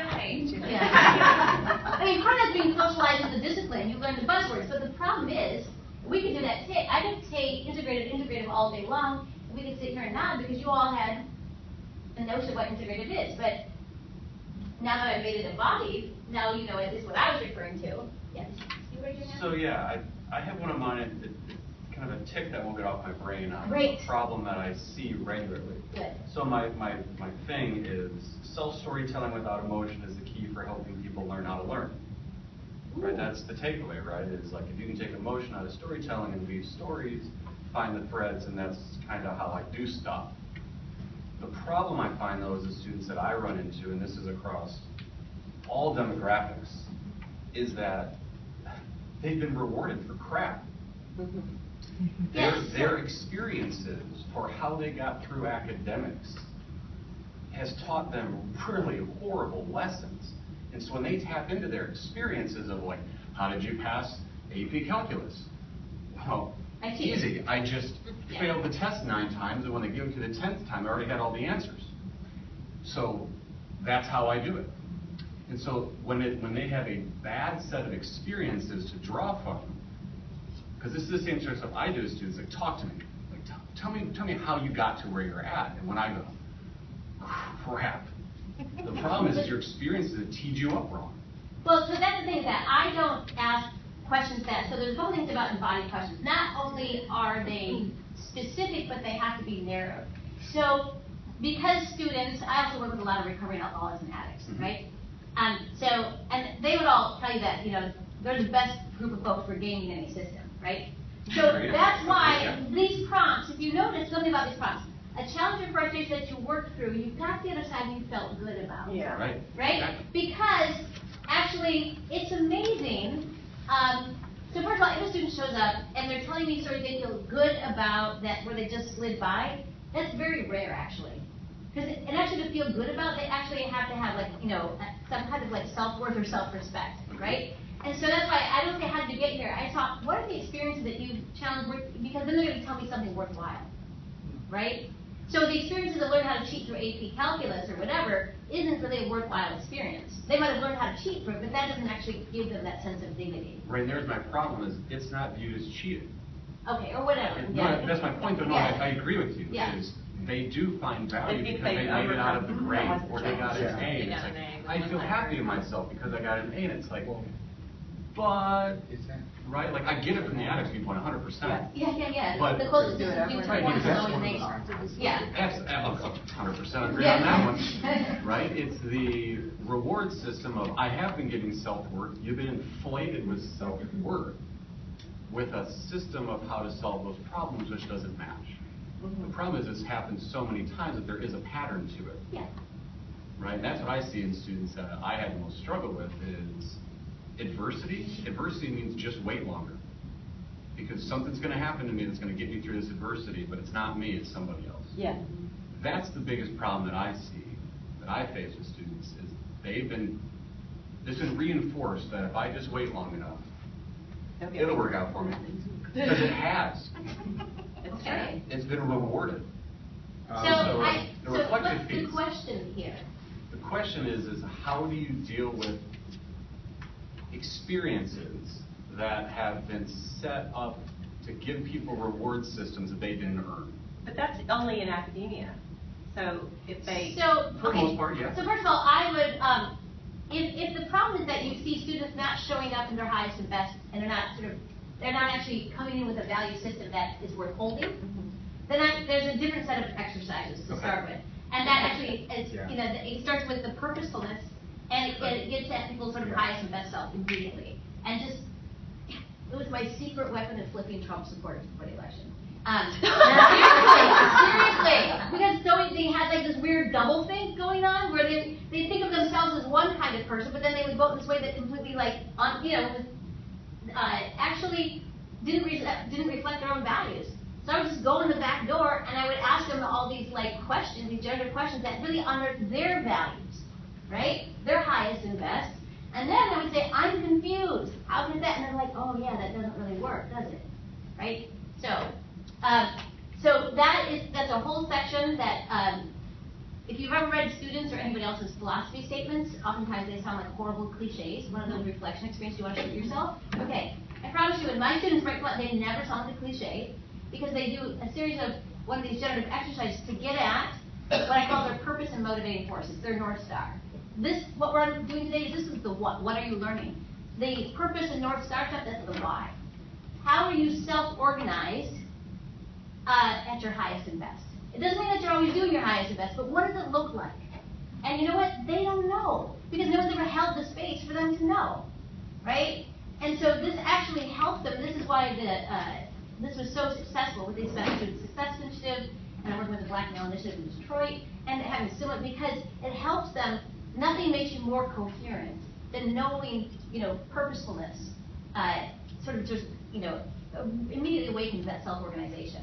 So I would, if you have students who are kind of going towards that lowest common denominator, the thing is that it doesn't work for them either. But Non-academics, I have no issue. That's how I have to draw from it. I have to move it away from academia. Yeah. The problem is and then you come back around to academia, and you go, okay, what I've heard from this is that your highest and best is that. Why aren't you doing that here? Are you bringing your best self into this context? And why not? What's the cost of not doing that? That's exactly what we've been doing with a lot of the first generation students. All of the students who just don't care, right? If this is your highest and best, then why aren't you bringing it here? And what would it take for you to bring it here? And what they all say, I said the number one thing they all say is they think that it doesn't belong here. Right. Their highest and best. Their highest and best, because they've been fragmented from. They've never actually had. At first this was just shocking to them. But that's the number one answer. I didn't think they never had that before. I thought they've been taught that school is a game, right? And so they have their best self over here. They come to school, they learn the game. We taught them that. Agreed. K through 12, man, competency. Here's a question I have. If you're a student, you want to get $40,000, $50,000, $60,000, $70,000 in student loans to go to a school and learn the same 8 competencies that everybody else is learning? You're told it's a better school, you do. No, you don't. You're told it's a better school, but the thing is that, like, what is so distinguishing about the 8 competencies? Like, really, that's what they're, so that's what we have to get a little bit more granular than that. Right? I'm not saying not to have competencies. I'm saying that's not going to invite my whole person in the room. It might have this utilitarian, this instrumental motivation, but that doesn't keep me coming at my best. So, yeah, I think this is a dilemma that we're in higher ed right now. I'm not against competencies. I would say they're necessary but not sufficient. So. Have you ever worked with student athletes? Because it sounds like that would be a really good Yes. All right, thank you so much. Leave your aha moments, please. Leave your aha moments and your evaluation. I'll leave them on the Take table. them initially, or give them to Jamie Brunson, who's standing there. Also want to remind you that Melissa will be speaking this evening at 6 p.m. in College Education 160. It sounds like I'm going to do the other exercises. You're going to be actually addressing a lot of what Ryan was asking you about. I think about the portfolio process and how you identify your purpose, enhance your I think, yeah, I'm going to do that other exercises. Yes. So, CLE 6 p.m. We'll have light refreshments at 5:30. I'll do the Thank you very exercises. much.